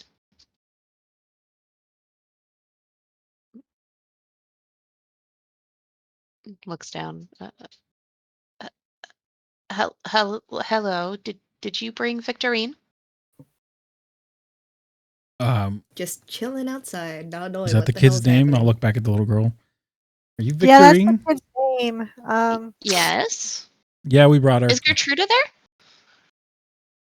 Is your name Gertruda? No, her name is At Victorine. the Yeah, listen sound to of the anything. name Gertruda, Oh, she really? just starts bawling. Oh. She must know Gertruda. And at this point, you see her face. You also now recognize her, Kane, as the woman who came in Do I? to speak to Ismark. Well, if you don't, you must be I don't blind. really know if I was paying attention. Kane was. Oh. It's her. Well, it's Gertruda's mother. Yes. Did you find my girl? Is the mother saying that? Yes, Oh. we already said that we haven't. I already said that we haven't been to the castle, but she Like, doesn't no. believe me. We found her name again? Victorine, Victorine. Victorine? like Tangerine? like tangerine. Yes. Victorine. And she said her babysitter lived here. Kind of needs someone to watch over her. Her family's gone. A few raggedy does- breaths and kind of collects herself again. Comes down the stairs and looks out the door and sees Victorine. And she's like, "Come in, my dear." Let her go immediately. Victorine goes running up the steps and hugs Mary. And then Mary hands her the doll that she had been clutching onto. And with your passive perception, Kane, you would see this malformed doll has like a strange leer, and it's like it's made out of burlap with a sackcloth dress, but you see a tag or more like words stitched into the hem of the frayed dress, and it says, "Is no fun, is no blink, blink, is no fun, is no Blinsky." No Blinsky. Linsky?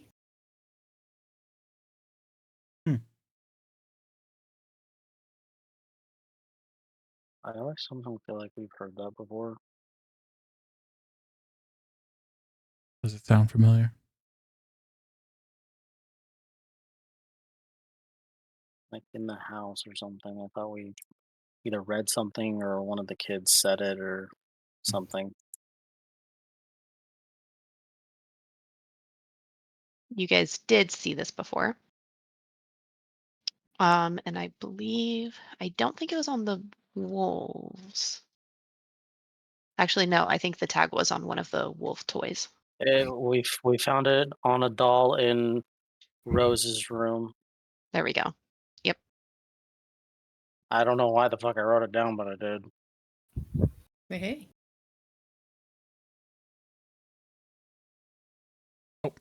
I don't recognize it. So,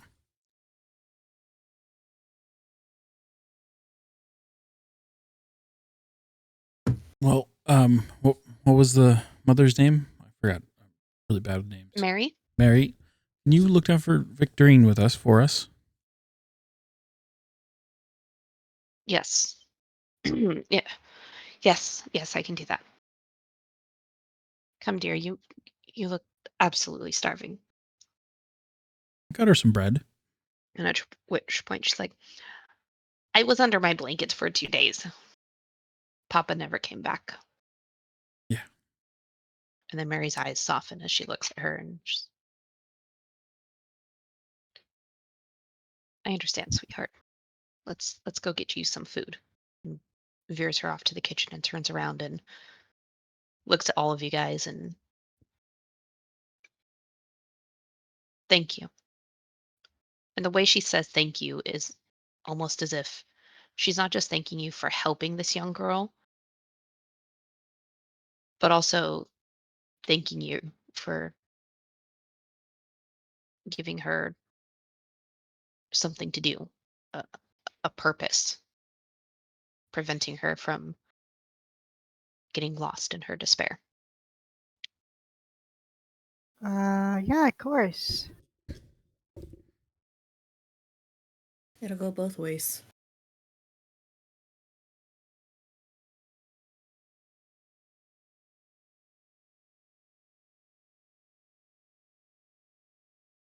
They walk off to the kitchen.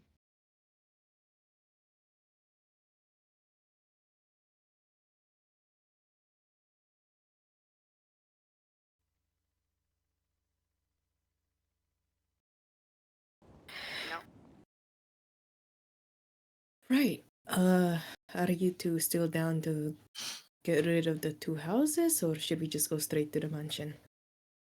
Um, We should- well, we should When? kill the houses on the way to the mansion, right? I don't I mean, remember where their we can house take a was. peek. We still have at I mean, least, it what, never 2 more? hurts to kill more houses. So Ismark had recommended that you guys get back before nightfall. At this point, between the fight walking to the house, or the fights walking to the house with the girl, and then the thing with Mary, you're now coming up. It's like 4:45, 5-ish, and the sun is very clearly setting. We should head back. Maybe we can take care of some zombies tomorrow, maybe. Fine by me. Fine. They're not going anywhere quaint, hopefully.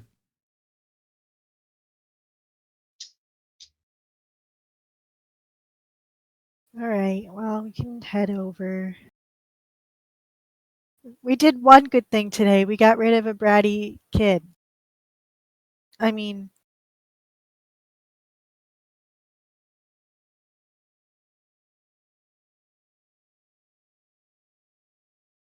Um,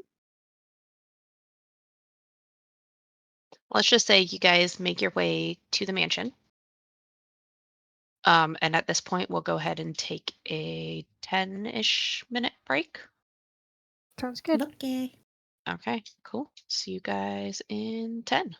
Okay. Okay. Okay. Okay. Okay.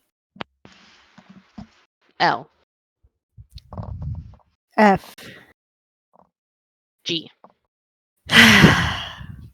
Okay. Hi, boyfriend. Boyfriend got me McDonald's. Right?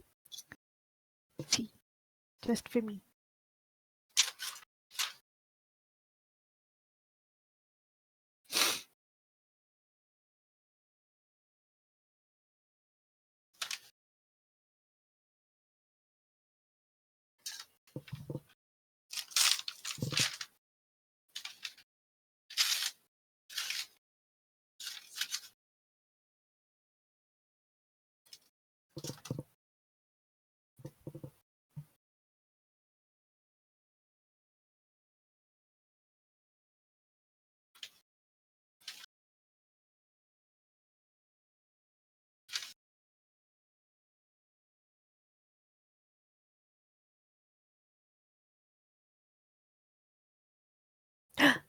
They're telling my moms.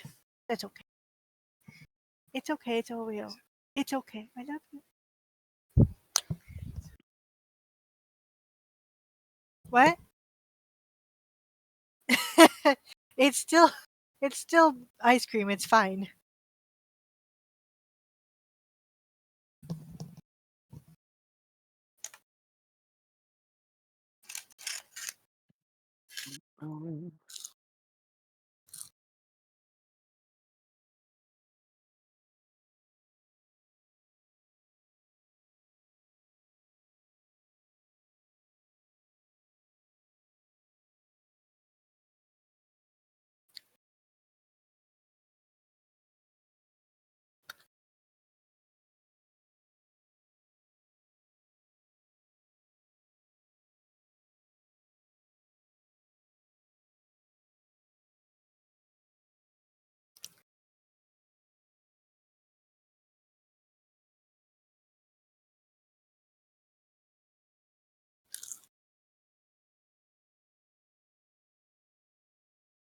Okay, sorry, I'm back. It's okay. We're on a break Oh, okay. for 10 minutes. At the Burgomaster's mansion. You guys walk up and you see a badger furiously digging in the yard outside. And I believe, Rothon, were you hanging out with Deb out there? No, I was sitting inside after. Yeah, I was just sitting inside Okay. waiting for the what's his face. Yeah, you Gotcha. go back. You're a good boy, but you stay back. Not you, Josh. No, I'm talking to Gremlin.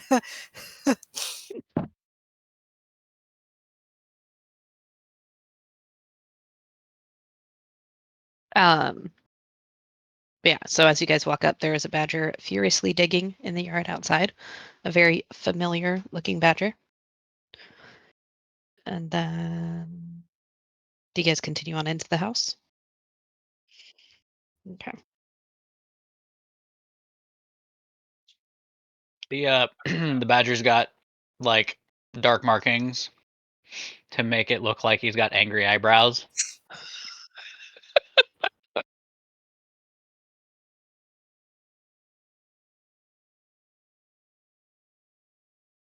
Nah, that one was exasperated eyebrows.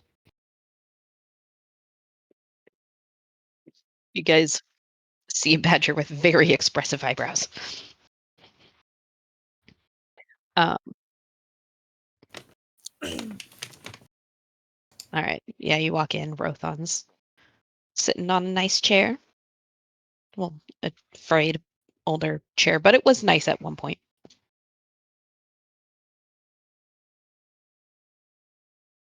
I'm waiting, not lounging.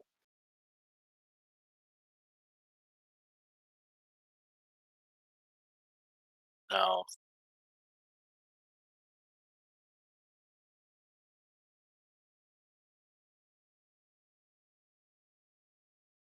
Yes.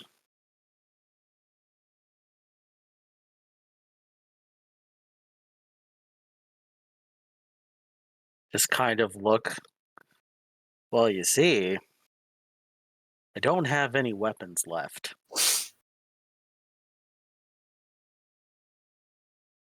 No, no, they're not.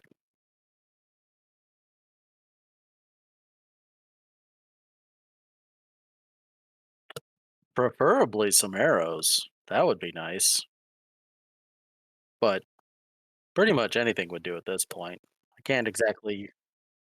Oh, that'll work. Wait, is it one of the daggers you took from the house?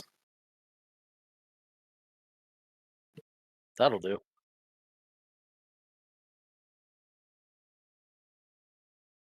Uh, so Theb's kind of losing his shit.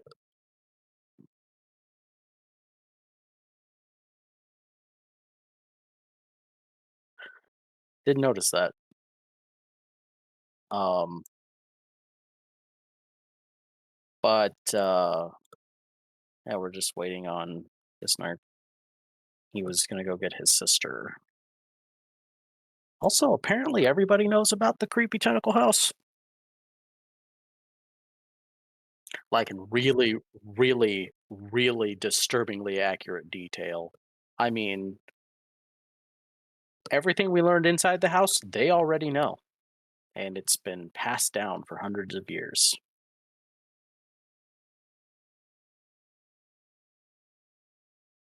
Well, He you said, see, we just thought it was a folk tale. You hear a woman's voice as she enters in. Fairly tallish, about 5'9", cascading blonde hair and bright green eyes. Wearing some plain but sturdy leather clothes and a thick red scarf tied around her neck. Yeah. Hi. Sorry, I'm not muted. I am Irina. My brother told me that we had some company. You really never heard of the Durst House? we're not from here, but yeah. Hmm. If it helps, it's hopefully gone forever.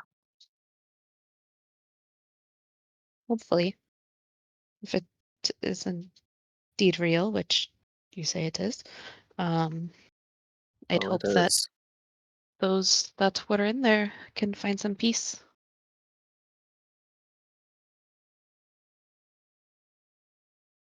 The two kids hopefully did.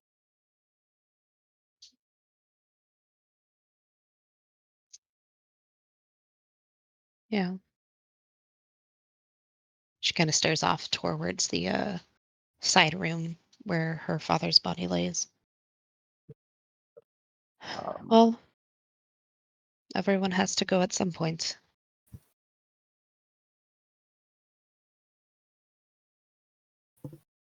At which point, Ismark walks in as well, carrying a tray with a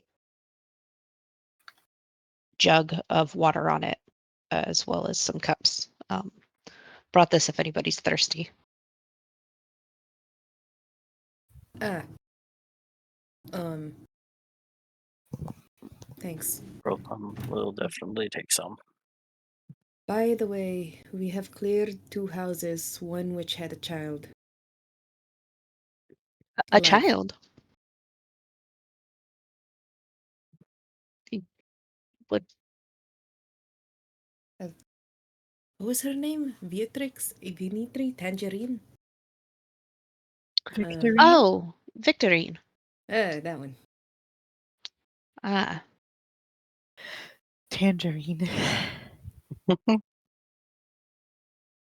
yes, one of but it's very good that she's still alive. One of the neighbors had mentioned that they had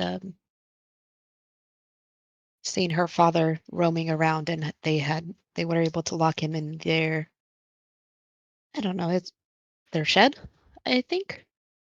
Um, So the father wasn't able to make it.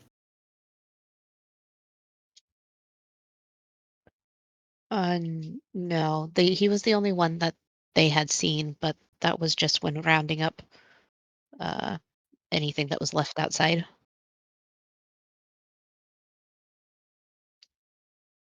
Okay.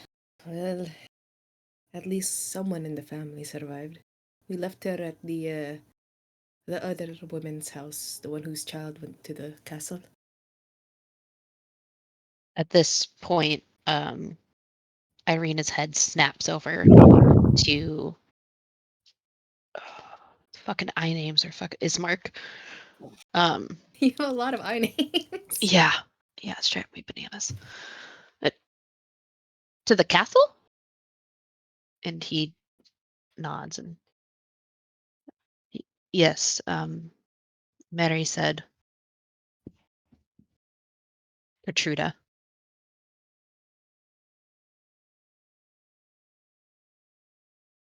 She she must have gone after Doru. I told her to give up on him, to accept that he must simply be dead, but I don't think she ever could.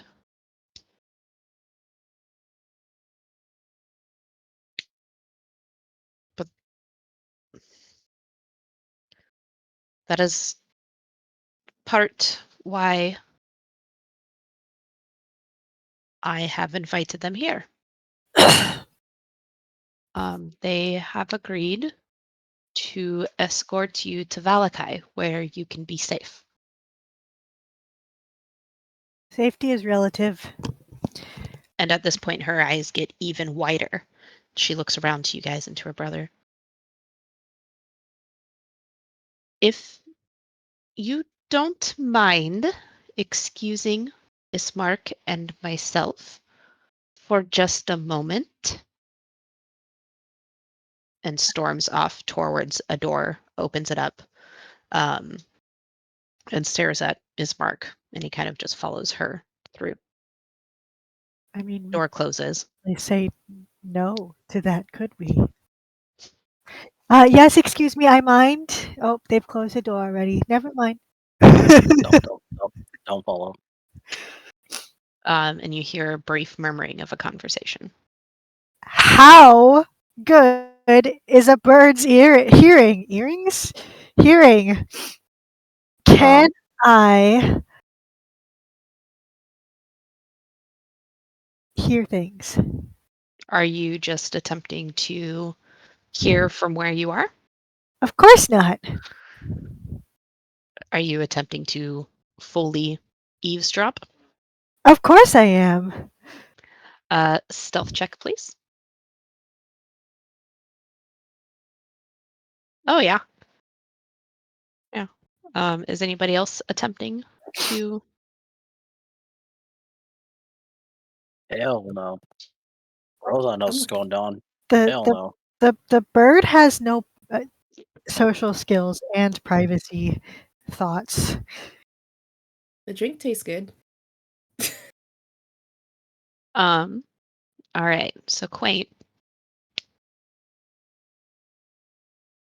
The murmurs from the next room are largely indistinct, kind of obscured by the low groans of the old house's timbers. But as you kind of strain your ears, flicking them towards the door to get all of the sound, the siblings' words come slowly into focus. Irina's voice, sharp with indignation, pierces the silence. You had no right, Ismark. You can't just decide to send me away without even discussing it with me first. The village still needs help with rebuilding. We can't just abandon them. Ismark's reply is measured, but it's tinged with an unmistakable note of worry. Strahd still has his sights set on you. Even if we don't believe the legend about women with red hair, others might. Just look at the Durst house. We thought that was legend. Barovia just isn't safe for you anymore. A snort of defiance echoes from the other side of the thin wooden partition. I am no coward, Ismark, and I will not abandon our friends and neighbors in their hour of need. There's a pause, and then Ismark says quietly, I'm sorry, I didn't know what I was doing. are you insinuating that's what Gertruda has done? And you hear a stunned, kind of choked sob from Irina. No. I know what she did. She did out of love. She had to figure out what happened to Doru since he never returned. There's a long, suffering silence. Then, as Mark seems to hesitate, his worms slightly fumbled. His worms? His words slightly fumbled. I'm not asking you to abandon them, but there are others who need your help. Think about our neighbors who fled for Valakai. They need guidance, advocacy, perhaps a leader to bring them home one day. There's a long pause, filled with only the muffled sounds of low, haggard breaths. Irina's voice is low when she finally speaks. It's barely even audible.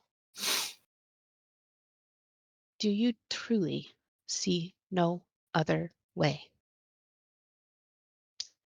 Ismark's response is just as quiet. It's your choice. I can't take that away from you. But after losing father, I can't bear the thought of losing you too.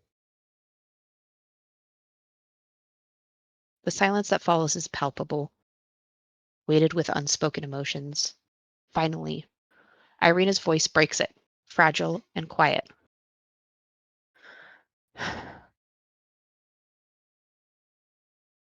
I will go, if only for you. But on one condition. The next words that Irina speaks are too quiet to hear. Then, after another moment of silence, you hear Ismark mumble, "Yes, we can do that." And you start hearing footsteps moving towards the door. I quickly fly back to where I was before, and then I take a seat. Okay. I look as bored as the others. All right. Not even a second after you sit down and settle your owl face into a look of boredom, the door opens and Ismark and Irina come walking inside. And let me see. Who has a passive perception above 12 or above? Ha! I think I it's just do. Rothon, if I remember correctly.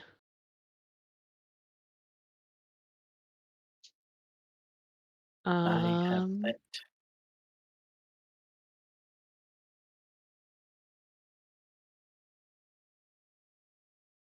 Theb as well I don't know if he as does because he's a badger right now. that's true, and you're not in here, so wouldn't necessarily matter.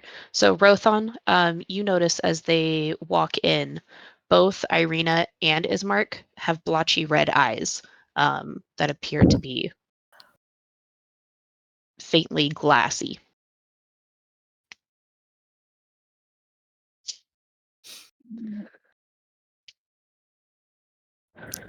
Um, well, after a discussion with Irina, she has agreed to go to Valakai if you would still accompany her. But before leaving, and he looks at her, we would like to ask you one more favor. We would like to bury our father's remains in the local church. We can do so just before daybreak in the morning. It's just not a good idea to go out in the middle of the night. And that way we can bury him at dawn before you depart. This is Badger just making a dirt pile for the body. well. I'm We would no, like. I'm just Oh asking yeah, out yeah. of me. That's pretty funny. Well, the last time we dug it was because there was bodies, so That's because we asked him to. He also was digging a bunch of holes and freaking out. I was going to ask him if they wanted to, but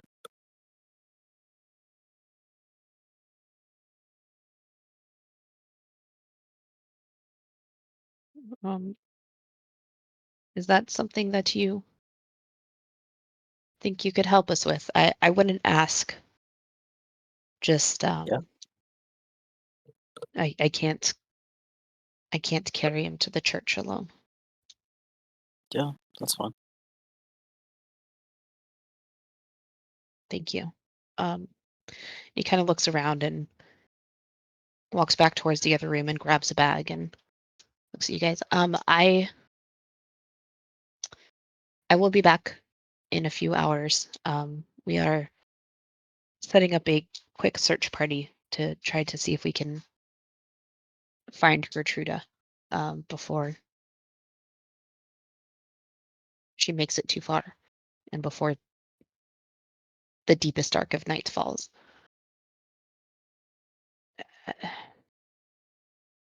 I don't think we're going to get her, if I'm being honest, but we have to try and we have to show our fellow towns members that we won't give up. But there are 2 guest bedrooms, and if you need anything, Irina will be here with you as well. Thank you. okay. And he walks out.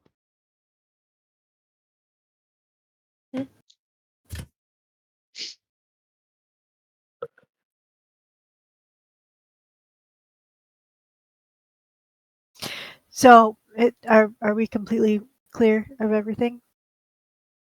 Nobody else is here. It's you guys and Irina. Damn. What does Irina look like again? Irina is blonde. She is quite beautiful. Let me see if I could get you a. I was able to write down some red scarf or something.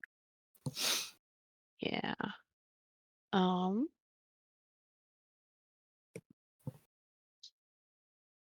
me get you a picture. Because I have a picture of her.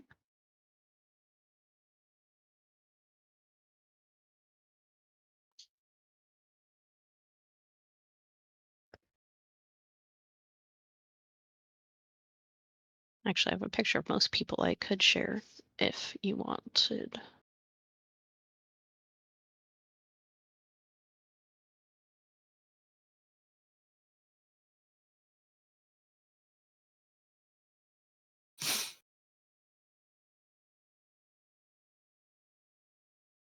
All right. That you should be able to see her. You're right. It's not blonde. I lied. She's not blonde. She has red hair. That is my mistake. Because Yep. they did say the red hair thing. No, I got it confused because Ismark is blonde. Yeah, because isn't she the one who's like, oh, I have red hair, so I'm special. Yes. No. Yeah, I was real confused for a minute. Yeah. No. I thought she might have been hiding it. This is Ismark.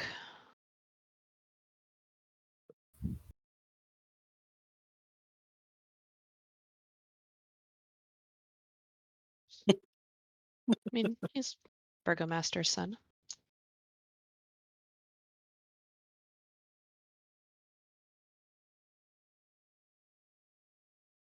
Damn it. Yeah, I do have like visuals of everyone just for me to obviously use when I describe them to you guys, so I describe them correctly, because that's what I do. Why are you complaining? Me. Not you. But yeah, if there's anybody you guys want to see, let me know.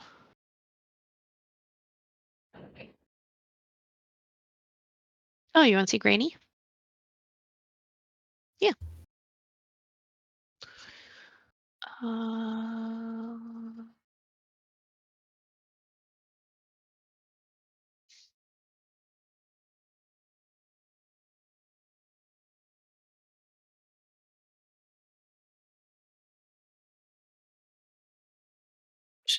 She looks nice. She looks nice, but like, I feel like she'd fucking cut your throat in your sleep. That's fine. I'm a bird. I don't fucking That's all I care. imagine. She's like the way she's smiling. I just imagine you're gonna die.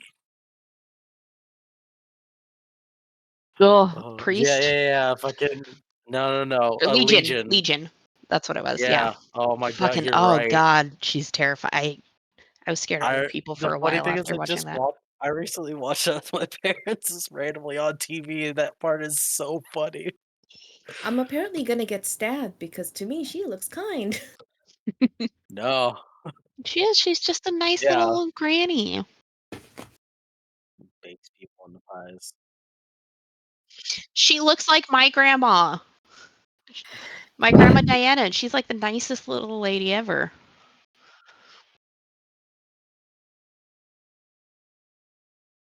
I might as well just add all the Yeah, people that you guys have seen.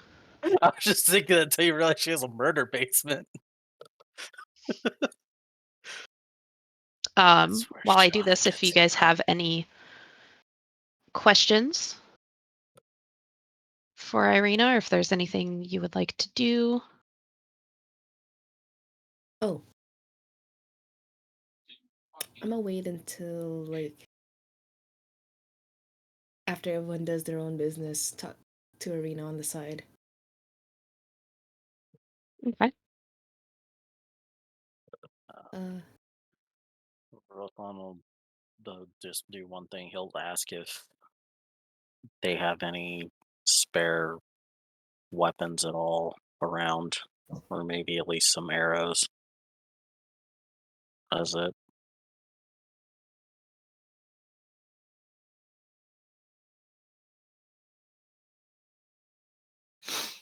Sorry, I hit my quota of stuff on Roll20. I have to delete some things. I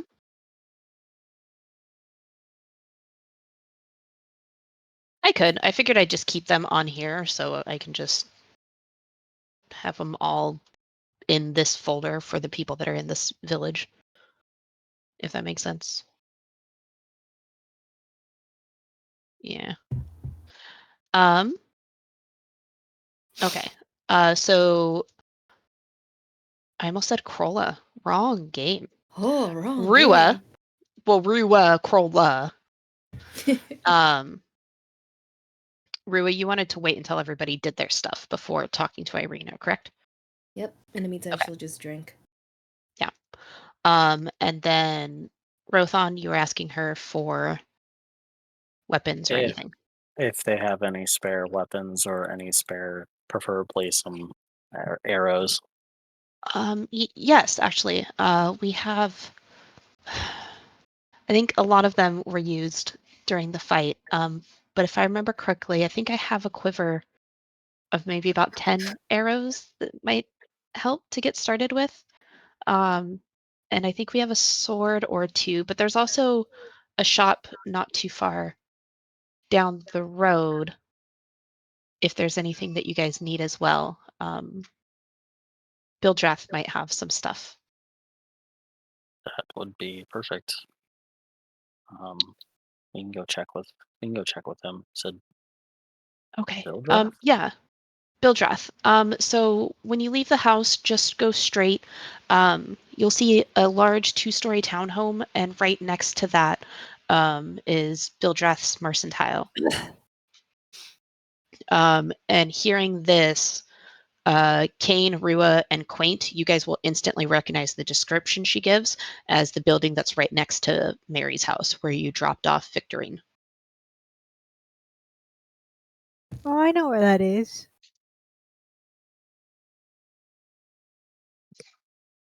Well. Yes. I'll just take off. All right. Um, while they head out, Theb, are you still digging holes? I mean, until the spell wears out. I don't know. See, it definitely was a while. Yeah, 3, so. Okay. Yeah, you probably have another 15, 20 minutes or so.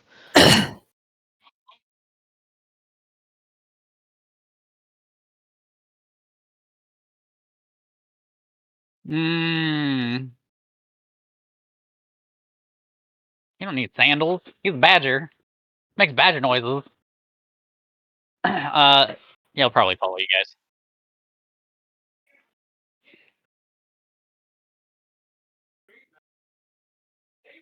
Okay. And then I mean, yeah, until it falls off. Quaint, what would you like to do during this time? Oh, Just hanging out? pretty much. Okay, Nothing for Quaint to do. cool. So they all head out except for Quaint. Quaint's hanging. And Rua, you're still there as well. Did you want to pull her into another room or talk to her here? I'm good with just talking with her here since. Yeah, I'm good with her talking here. Okay. Hey, Erin, one question about this place that we're going to. Yes. Uh, do you know more about this prophet? Prophet? Yes, about. I suppose it's not really a prophet. They called her a wise lady. Why? Prophet. Who was who was speaking about this? Your your brother, actually. I asked him a question about something, and he says, uh, if I needed to know something that he does not know, talk to this lady. Madame Ava. Ava. Yes.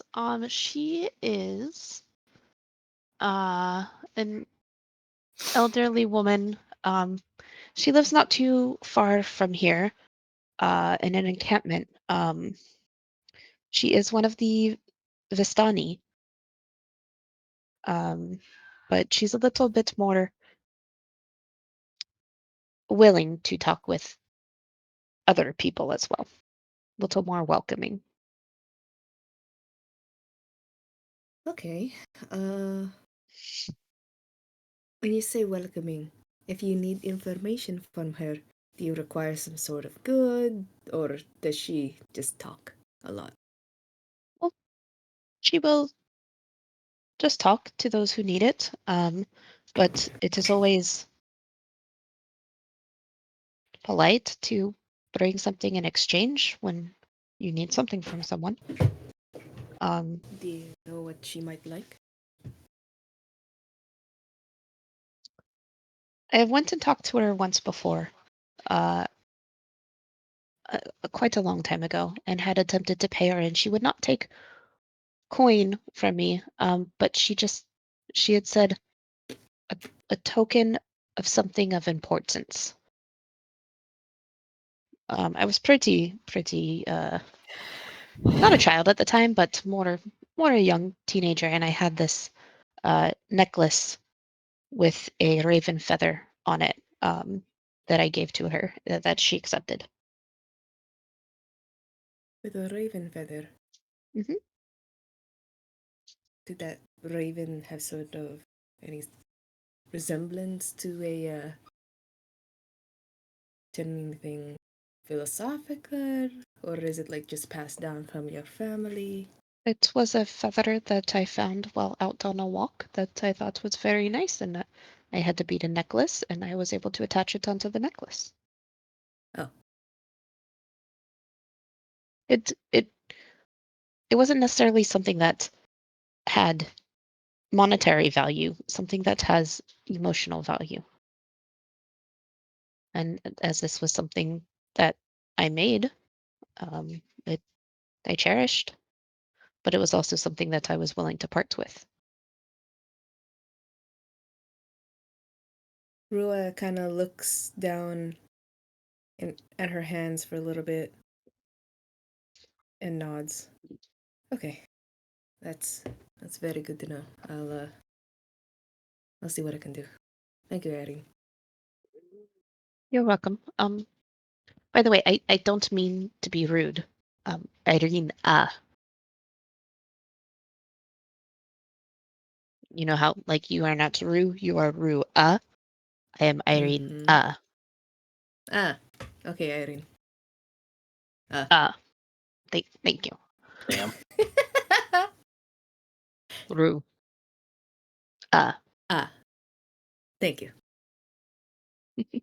She just kind of chuckles. She was very clearly like not upset about it. It was like she picked up on the joke very quickly and found the humor. Hey. And I'm gonna go just back to munching. Oh, and packing food. What? I'll just be picking up like the food in front of me and just go, well, we're traveling, aren't we? So Oh, packing food. yes. Here, why don't you come with me and we can go ahead and pack up what traveling food we have. And her brows kind of furrow and she looks a little like somewhere between thinking and worry, What spells? but leads you off towards the kitchen and pantry. Uh da, da, da, da, da, da. If there's any sort of dirty food, I can help clean it. Thank you. Anything. Power precipitation. Add a character. Power precipitation. Got it. Yep. Just clean it up.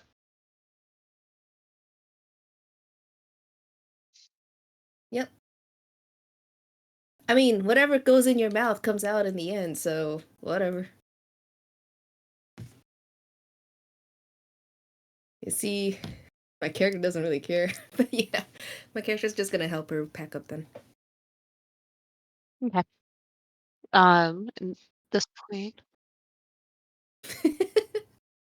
yeah, her daughter's gone. Oh, Mary, oh. Yeah, well, my whole family's gone. Her daughter's fresh gone, like as of a few Fresh hours. gone. Like, But what about my bees? You guys lost someone? I lost my bees. I'm gonna plead the fifth and be quiet.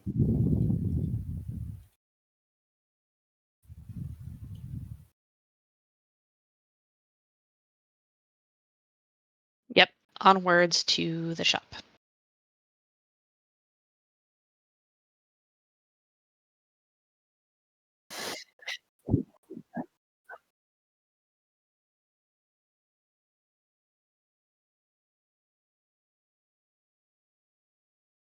It's not a far walk. Maybe about a block for you guys. I'll just pop you back over here. And I'll circle it because the shops are kind of cyan. So that circle up on top is Franny's, and then this here is the mercantile. So not far at all. But on your walk there, you do see there is a notable lack of people. You actually only catch sight of one person, and that's someone who was peeking out their door. And as soon as you look over, they close it very quickly. Look to be a middle-aged woman from your best guess in the split second that you saw her. It's eerily quiet. No sounds of children playing.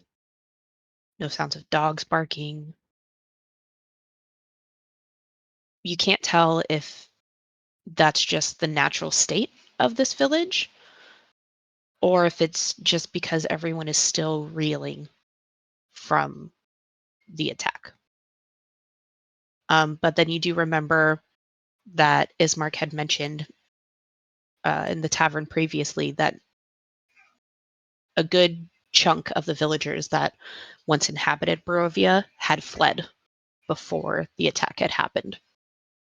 When they had received the warning that due to the uprising, uh, they had 90 days to make peace with their own gods.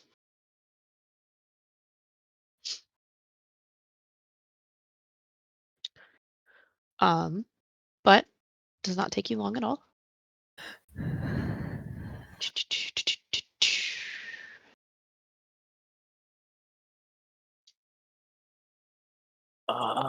Quick question. How much Yes. money do we have? I have it I have it in D&D Beyond, but I just don't remember if we actually got to keep that or not. So the money did not disappear. I think this is the original money I had. Oh, the original money? Ooh, yeah. No. Unless you kept that on your body. So if any money that you guys had was kept on your body when you fell asleep, like within reason, then yeah, you would still have that. But if you're trying to tell me like, oh, I had 1,000 platinum on me, I'd be like, nah, bro. No, but I figured it would have been in like a pouch that would just stay on him. Yeah, I yeah, don't think it was in his backpack or anything. yeah. Then you'd have that. Okay. That's just how I always assume the money goes. Unless you're like have a shitload. Yeah. Plus, where is it? Even that seems like a lot. Makes sense. I had another notebook I saw, but maybe not. Okay.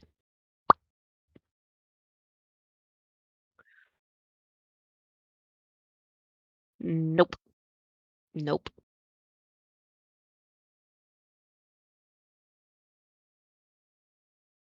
And it's not long before you guys make it to a building with a sparse light spilling out from behind drawn heavy curtains. There's a sign over the door, creaking on its hinges, that reads, Bildrath's Mercantile. As you enter in, the building itself seems to be it's decently sized. It's 70 feet long by 40 feet wide. And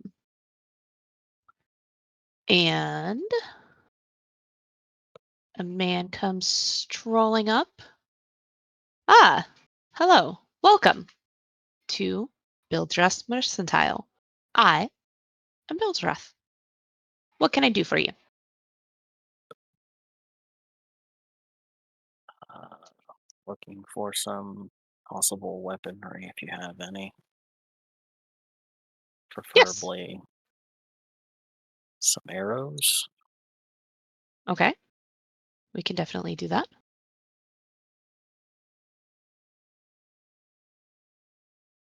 Is there I have anything else you may be looking for?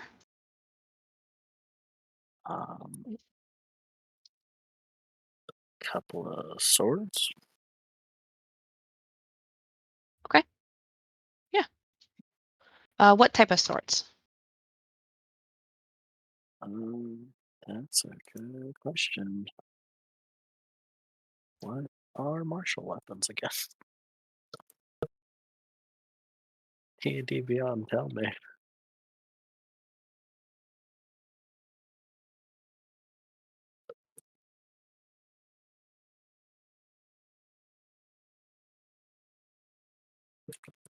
Just some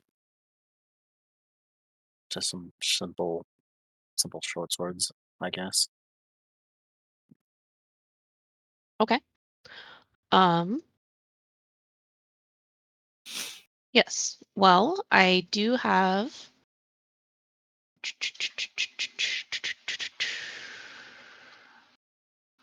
Hold on just a moment.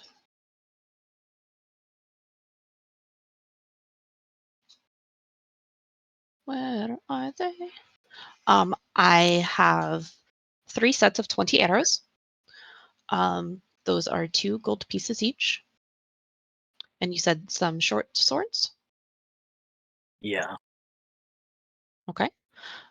Yes, I have 2 short swords available. And those will be 20 gold pieces each. Well, how much were the arrows? 2 gold pieces per stack of 20. I'll take 2 stacks. Perfect. That will be 4 gold pieces, please. I'll hand over 4 gold. Okay. Excellent. Anything else I can get for you? Uh, what else do you have? Just about anything you would need. I have the arrows. I have if you Bless you. need something to focus your magic, I have some focuses, vials, bearings, blankets, candles, various kits, grappling hook, hammer, oils, paper, parchment, perfume if you need it, some rations, rope, sealing wax, scale, soap, tinder boxes, Um, torches, whetstones. What do you need? maybe some just kind of looks arcane. Some basic adventuring gear, like whetstones, all that stuff. I think. I have 5 whetstones available. Those are 2 copper pieces each. I have a tinder box that is 10 silver pieces or 1 gold piece. I have 3 2-person tents. Those are 4 gold pieces each. What else would you need for basic? Hempen rope or silk rope. I have 1 of each that are both 50 feet. The hempen is 2 gold pieces. The silk is 20 gold pieces. I have about 15 days worth of rations for 1 person. Each day's worth of rations are 1 gold piece. Um, I don't know what you are doing, so I don't know Do what it is you need. do you have a? We don't have our backpacks anymore, do we? Nope. Do you have any backpacks or something I to do. carry this I stuff? have about 6 backpacks. Those are 4 gold pieces each. I also have some smaller pouches. And those ones, I have about 4 of those, and those are 1 gold piece each. Okay, so how much did you say the backpack was? 4 gold. Yes, the backpacks are 4 gold pieces each. Alright. And how much was the hempen rope? 4 gold as well. The hempen rope is 2 gold pieces. Okay. And the tinder box was 1 gold as well. Yes. Okay. So I'll get a. I'll grab those. The backpack, the tinder box, and the 50 feet of rope. Okie dokie. That will be 2, 3, 7 gold pieces, please. Done.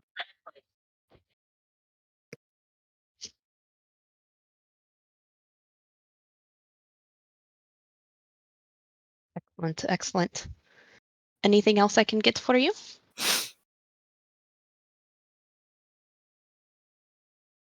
Just kind of look over at Kane. Do you need anything from here?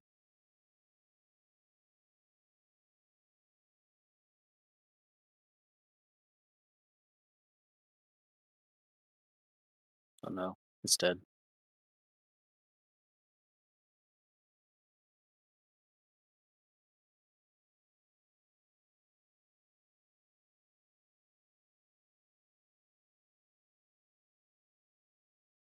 I believe I had heard Theb, you were going with them, is that correct?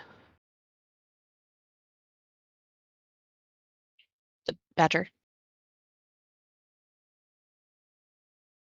If you are here, we cannot hear you because you are muted in Discord.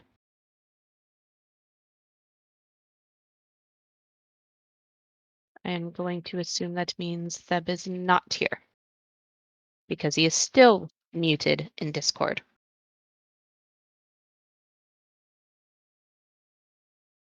Okay. Yeah, it was a pretty short walk. And Rothan had asked if there was anything else you needed as well.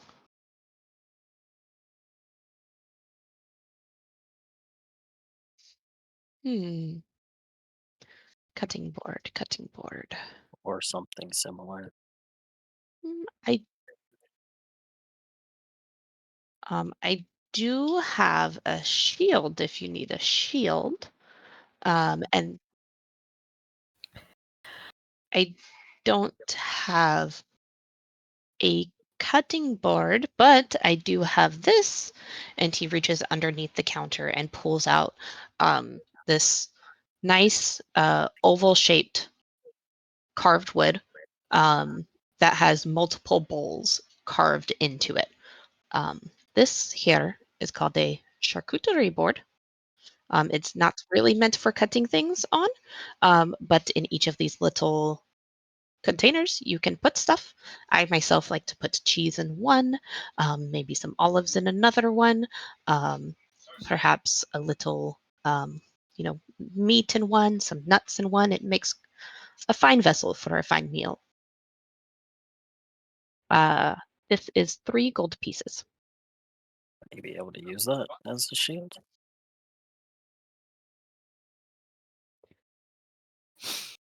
Perfect. All right.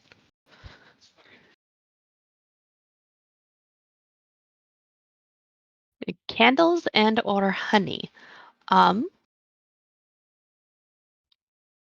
Well, candles, anything to make candles. I do have some candles. I have some sealing wax. I suppose you could make a candle out of that. I have some soap. If you stick like a, I don't know, fabric wick in there, it could probably burn like a candle, and it's scented. It's soap, so it's probably the closest not candle thing that I have. But I do have some candles.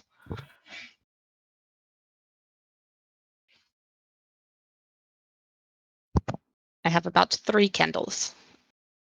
And then at that point, you hear a very loud shuffling coming up. And you hear a voice, and he says, 4 candles. Oh, okay. Sorry. I have 4 candles. and a large figure comes up from behind you guys. And Bildrat says, "Thank you, Pariwimple." "You're welcome." What?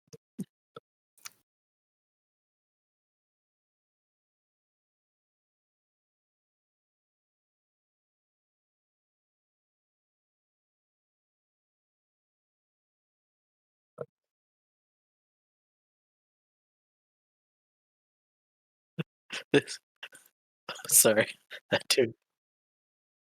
That dude totally looks like my coworker, just a bit more buff. It's really creepy.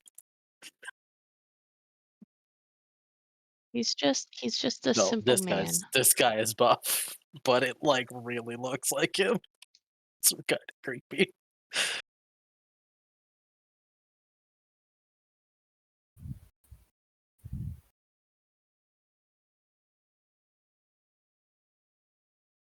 Funny.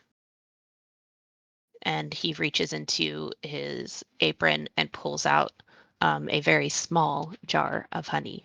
And Bildrat, "Oh, no, no, no, Pariwimple, we don't have to sell that. That is meant for our breakfast tomorrow."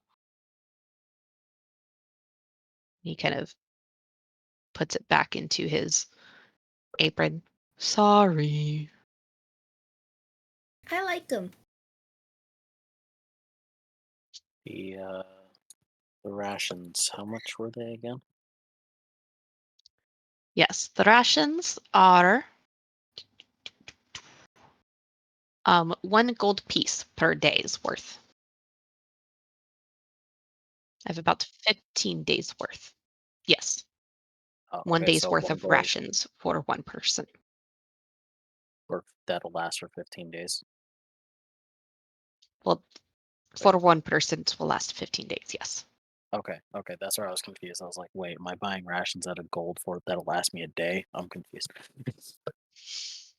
um, that's how much he has. He has 3. He has 15 total, and each Uh, ration is for 1 person for 1 day.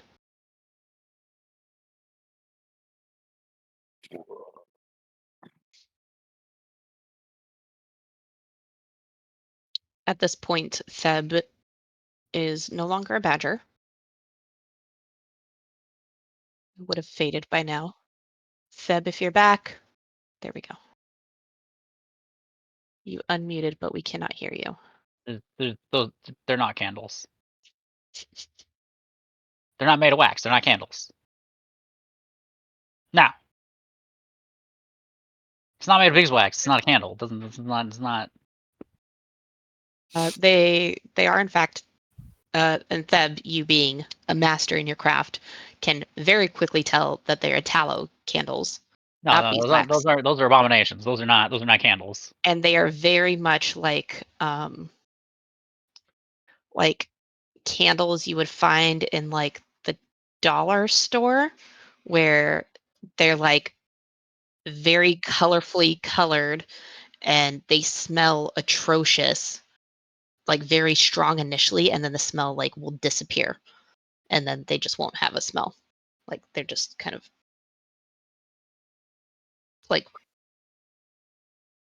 a grandma's perfume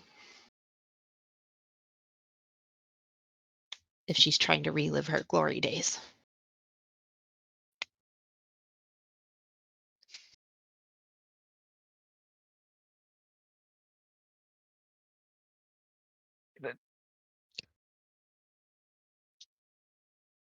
Gonna go take psychic damage and run outside. I think that dissolved because it was from the house. No, he bought a new one. He just yeah, bought got you another one. Well, yep, new shield. So, It immediately dissolves from the psychic damage. how much do we need to spend to get all of the rations dropped? Because I got 3 left.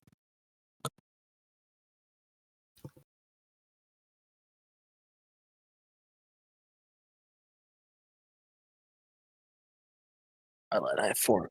I have 4 golds.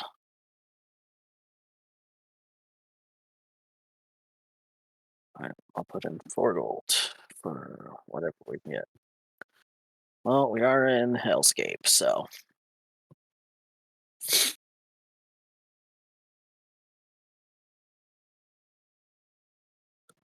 All right. That will be 15 gold.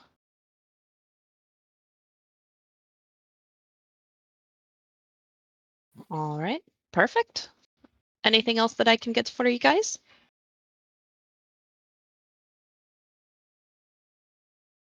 nope. I mean, wait. Spell components? Yeah. I think. Unless they've got a golden acorn, I think I can't do anything. Oh, and mistletoe. Those are the 2 things. Broke as fuck. Mm,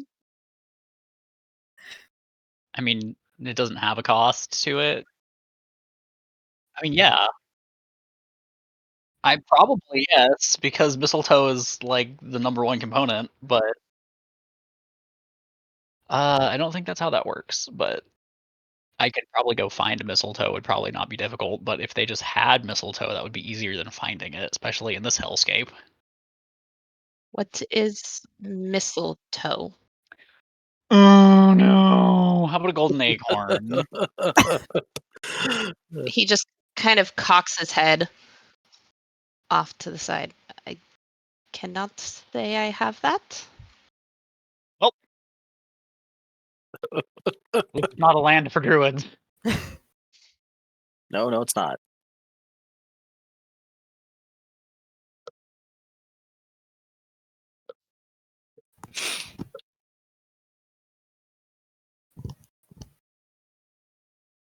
Okay. Is there anything else you guys need?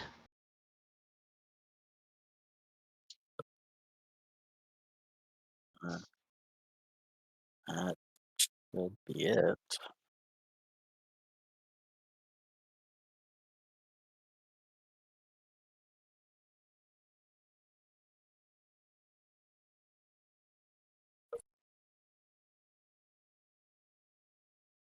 This is your wonderful charcuterie board that you have without the nuts and tomatoes, I think, and olives and cheese. Yeah, you could grab that, make that work Oh. as a shield. Oh, I think it's worth about 1 AC. Will it say that it requires spell components? Okay. Okay, material. I'd Okay, say got it. just for purposes of this, Because mine are all VS or V, so that's what I was wondering. um, he will stay. I do have this. This is a pouch that has unlimited components that you could find that don't have a monetary value. It does a magical pouch so that, you just reach in and you get the components that you need and then boom, you have them. But if it's something that like you need 500 gold pieces worth of dust, it wouldn't be in there. 4 gold pieces. I don't know if you would.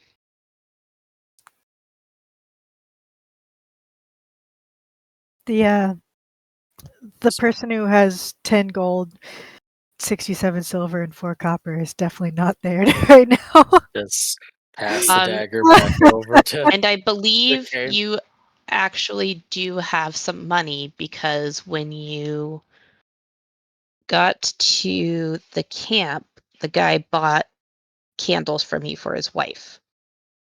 That's right, he did. Um, did I try? I don't know if I tried to give them to him though. Instead of You keeping tried them. to give them to him, but he insisted on paying. Okay, well then I have exactly that much money, but I don't remember. 4 gold pieces. Great, perfect. Sold. Exact amount. Huh. Conveniently, I have exactly. Oh, damn. Well, that's nice. So would you like the pouch? Yes. Pouch of many components? The pouch of the most components. I'll immediately not cast any spells.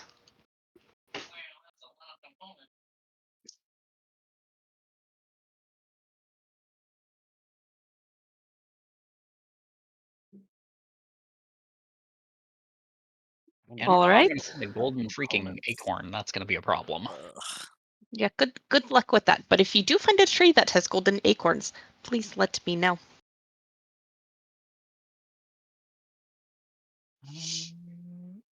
I don't know.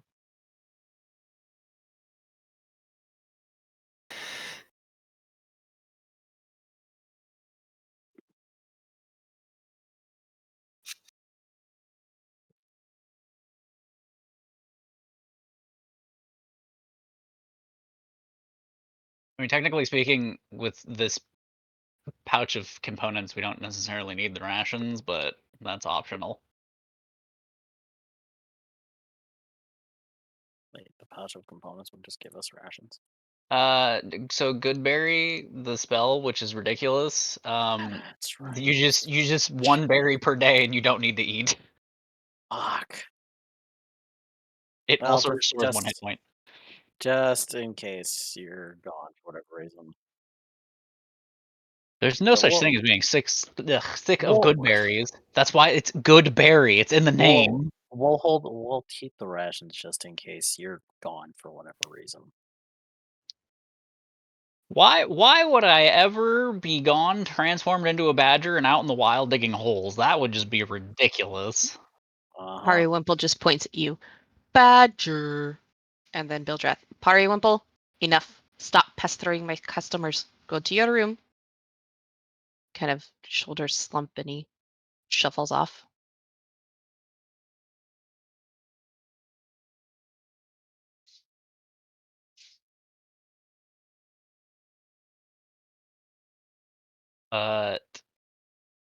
Hey, I have berries.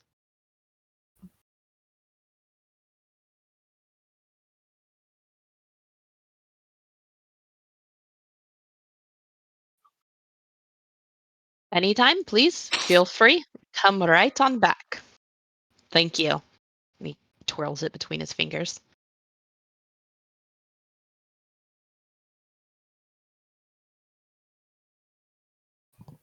That man is evil. Okay, you cut out for me. What'd you say? He said that man is evil. Yeah, you can tell. It's the mustache. 100% the mustache.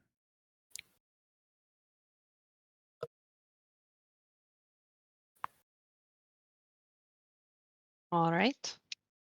Whole exchange, probably 15, 20-ish minutes walking there and then buying your supplies.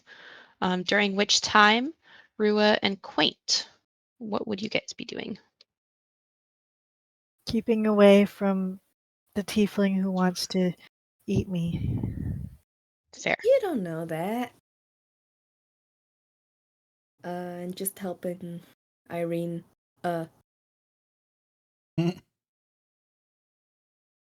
the upcoming. It always sounds like races. you're like saying, Irene, what? Yeah, that's how I'm calling her now. She leads you over to the pantry, opens it up, kind of shyly looks around, a little embarrassed. It don't really have much, but we make do. And you look around. It's a pretty decently sized pantry, one you would expect to see in a mansion this big. But you notice that only two of the shelves have food or anything upon them, and even then the shelves are not filled. Um, it looks like two loaves of stale bread, um, a handful of what could either be turnips or some other root, as well as a couple of potatoes. There's one single solitary, slightly shriveled carrot, uh, and a jar of what looks like salt that is mostly empty. She grabs a loaf of bread and most of the root vegetables and carrot, leaving behind one loaf of bread, the salt, 2 potatoes and 2 parsnips.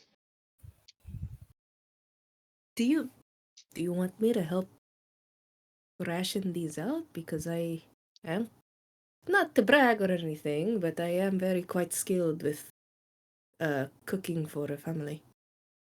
Oh, that would be great. I mean, I'm going to leave these here for Ismark. He'll be able to get, some more food when he needs it.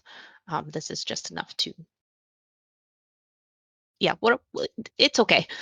Yeah, let's go back up into the front room. See what your friend is doing. Yeah. She looks very, very uncomfortable. By the lack of food, or Roll an insight check.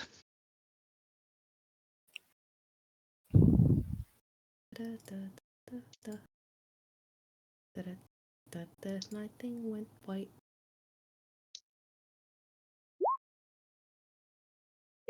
She does seem a little bit uncomfortable by the lack of food. Less so about the lack of food and more so about not living up to a certain perception. But you also get an underlying feeling of having a conversation about making food stretch seemed to bring up some sort of memory, as if she had been in that situation before and can't quite recall or has uh, willingly forgotten,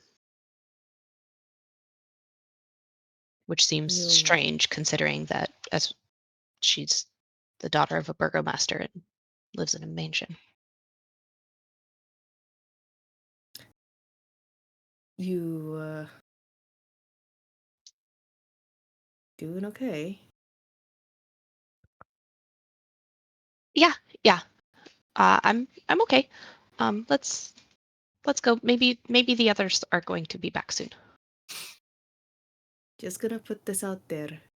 It's best to get everything off your chest now because we don't know what will happen on the road.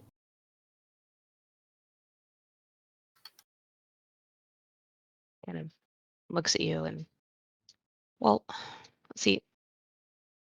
Kolyan Indierovich and Karina Targalova, for all intents and purposes, are my mother and father.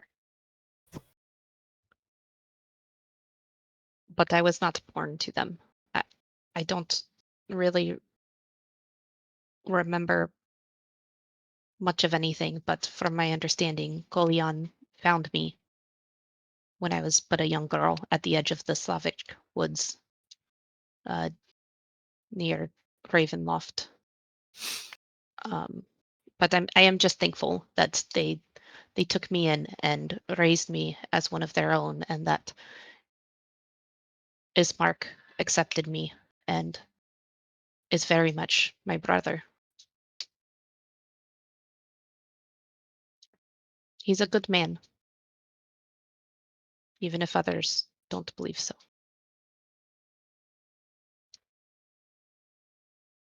You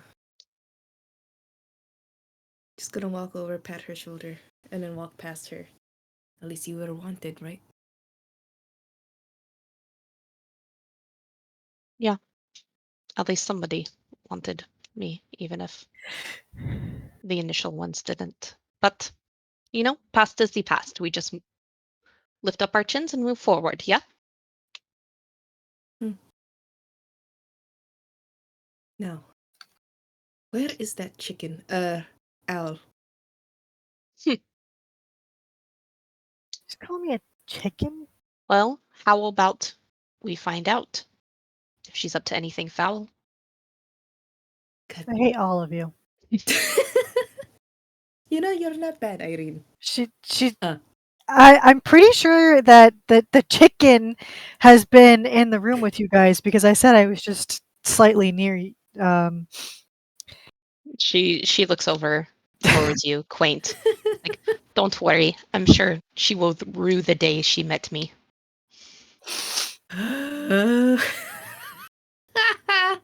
Quaint just gets up and leaves. She's like, I'm going over here. No, wait. Come back. Mm.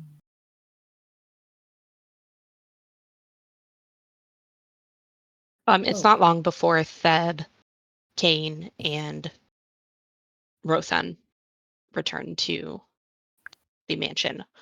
And it's right around when um, the sun has fully fallen, and Ismark also returns. Very weary and somber looking, but carrying a small bag in his hands. And him and Irina look towards you guys. Please make yourselves comfortable. We'll be right back. And disappear off into the kitchen. And about 30 minutes later or so, come out with a stew made up of parsnips and rabbit meat, as well as a somewhat stale loaf of bread. And they spread it out upon the table. Please help yourselves. We're sure you are hungry. Not knowing that you were in the pantry with Irina already, Ismark. So sorry for the sparse meal. Um, last minute cooking. What wasn't just looked for something really fast. Well, please Hey. dig in. Wait, here, take this. And it's the, I'm gonna take out the tiny, I think it was like a nut pie, fruit pie from the grandma. He eyes the pie and looks back at you. No, thank you. We don't really eat pie, but I do appreciate the offer. Is there something wrong with the pie from Granny's? No. Put it back. It's made of people, isn't it? Well,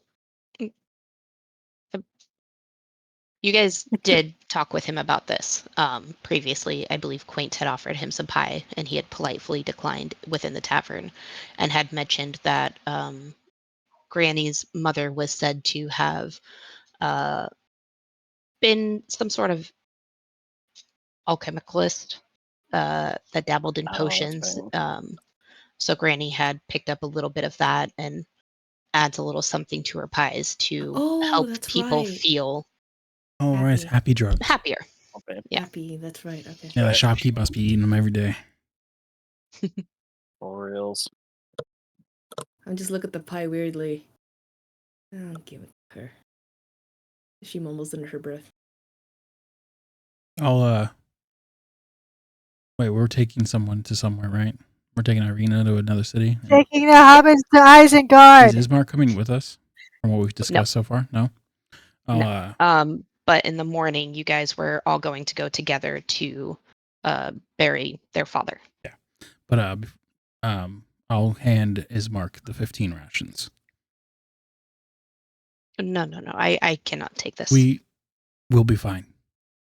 We had a lapse of reality and forgot that and I'll point over at Theb. Is like we're good on food. Here, take this. Are you planning on eating him? No, he's a druid.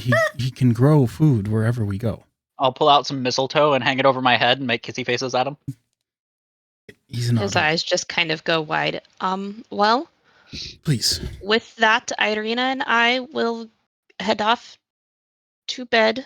It will be an early morning tomorrow. Please feel free, make yourselves at home and get some sleep, and please stay far away from my room. Thank you and good night. I'll leave the rations in the pantry. I'm Okay. gonna point Kane where the pantry is. I was just gonna wander, but thanks. That makes my life a lot easier.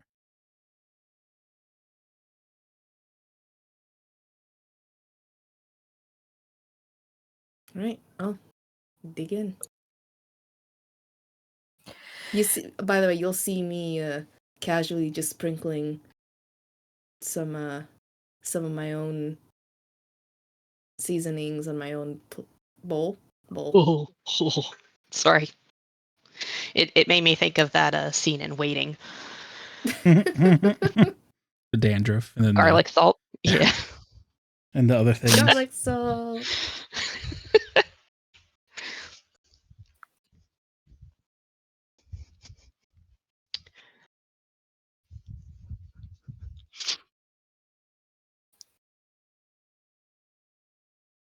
All I'll right.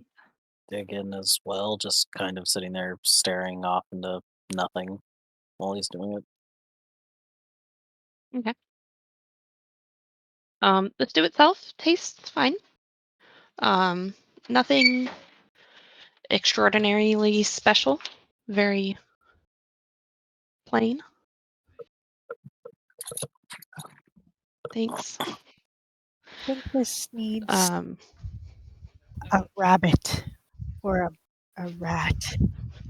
well, Please. isn't there there rabbit in there? you do taste there is rabbit in there. Ah, It's not heavily seasoned. It's salted. It's just it Oh. works. I'll just pass my bowl over to Quain. So here, you can have some more rabbit. well, Quaint will never say no to food. So, Quaint is happily eating said food.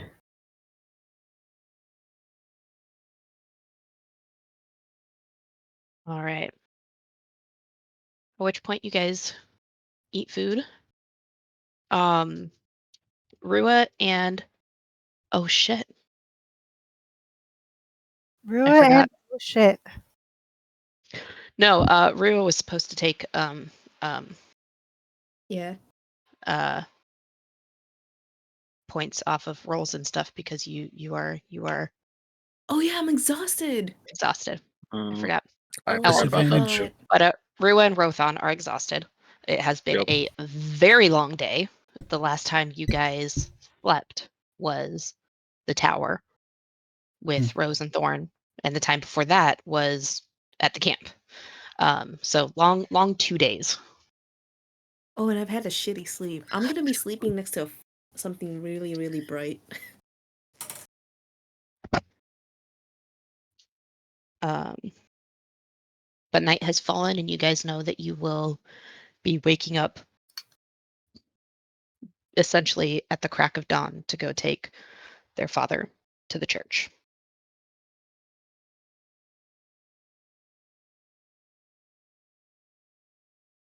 Your dinner rope on immediately just goes and passes out.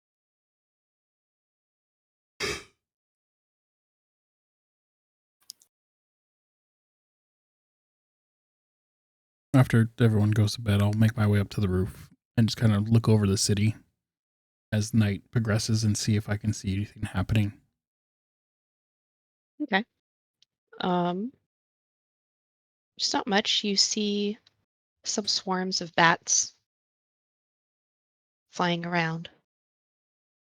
Um, Roll a Constitution saving throw for me, please. Now we're gonna have to rescue King from Natural the castle.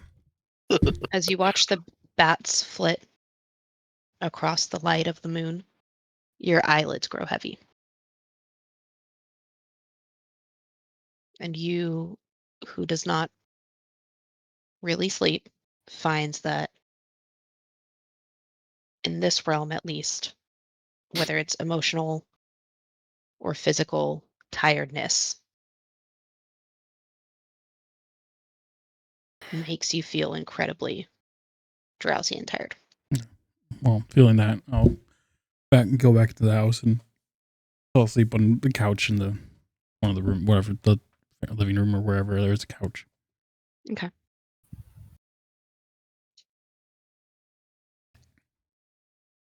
Quainton Thumb, what will you guys be doing this evening?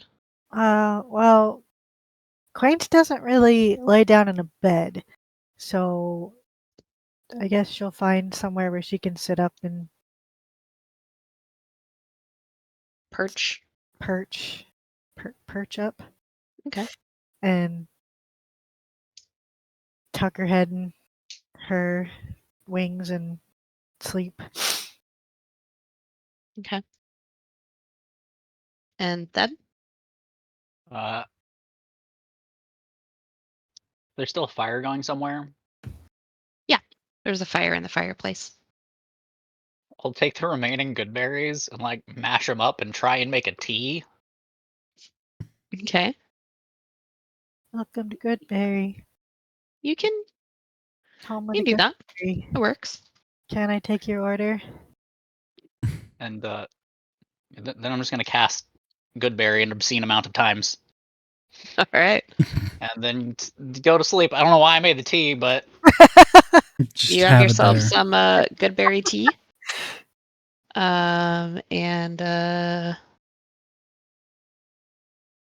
yeah, he and didn't a know what bunch he of was good doing. berries. All right. Sleep it is.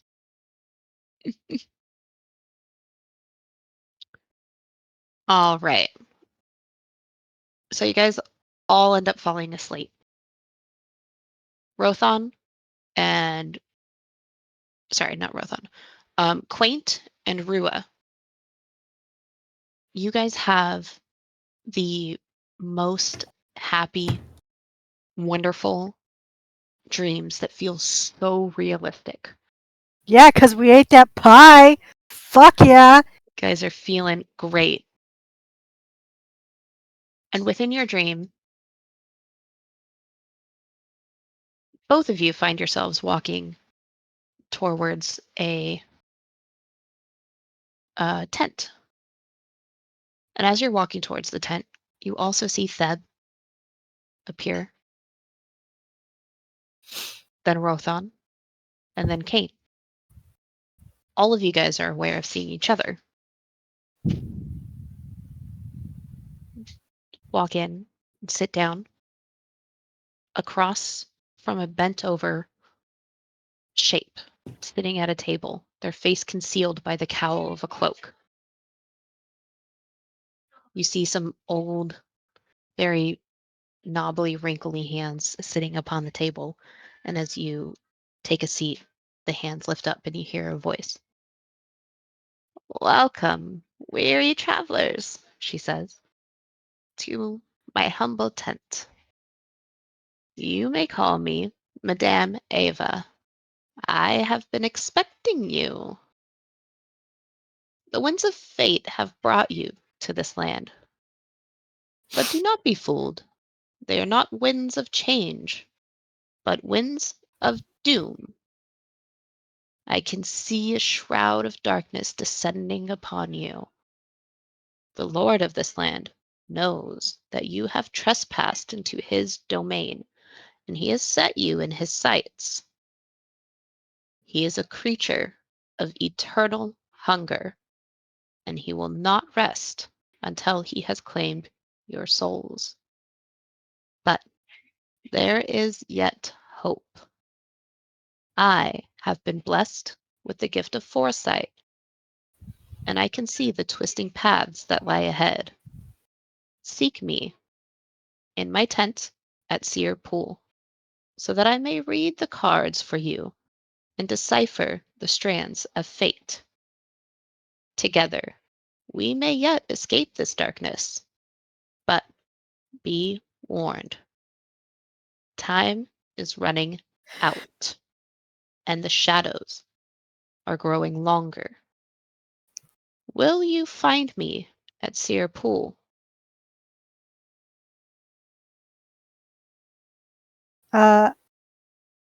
Yes. Can we speak during this? You can speak, yes. Uh, sure. We'll find. How do we get there? I am not far from you. Simply travel west. The West. path to my tent begins at a place of death. The cemetery. Got it.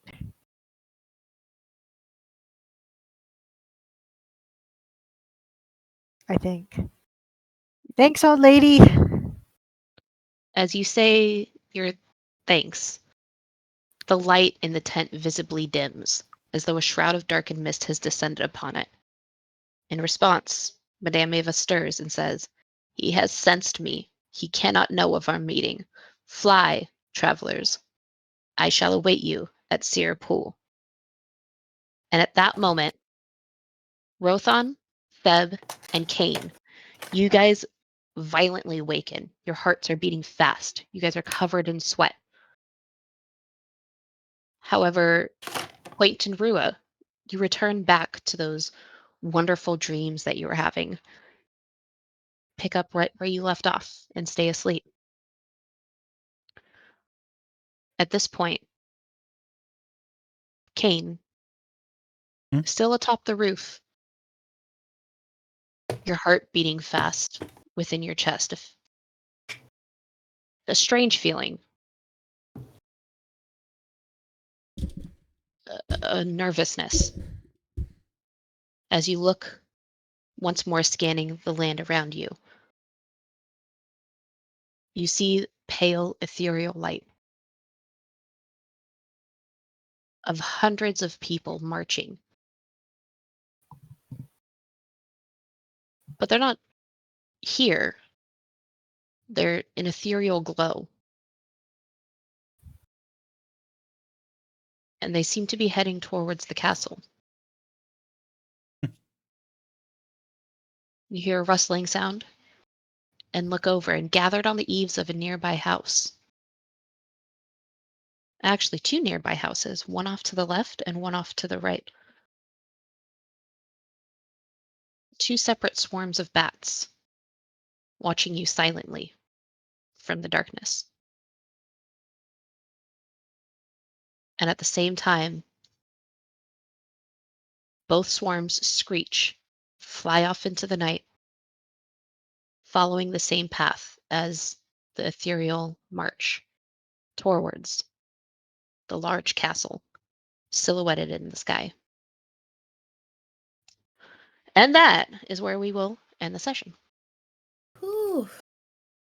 Fun. Asmodeus, I found your brother. He's gotta mind his own friggin' business. All right. And Which means our next session will be December 10th. oh, it's the day before my birthday. It's the day before your birthday. Yay!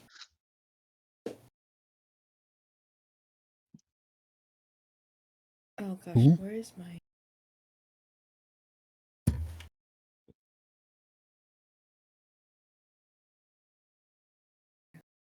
Okay. I'll see you guys the day before your birthday. See ya. See ya. You head into bed, Good Mars? night.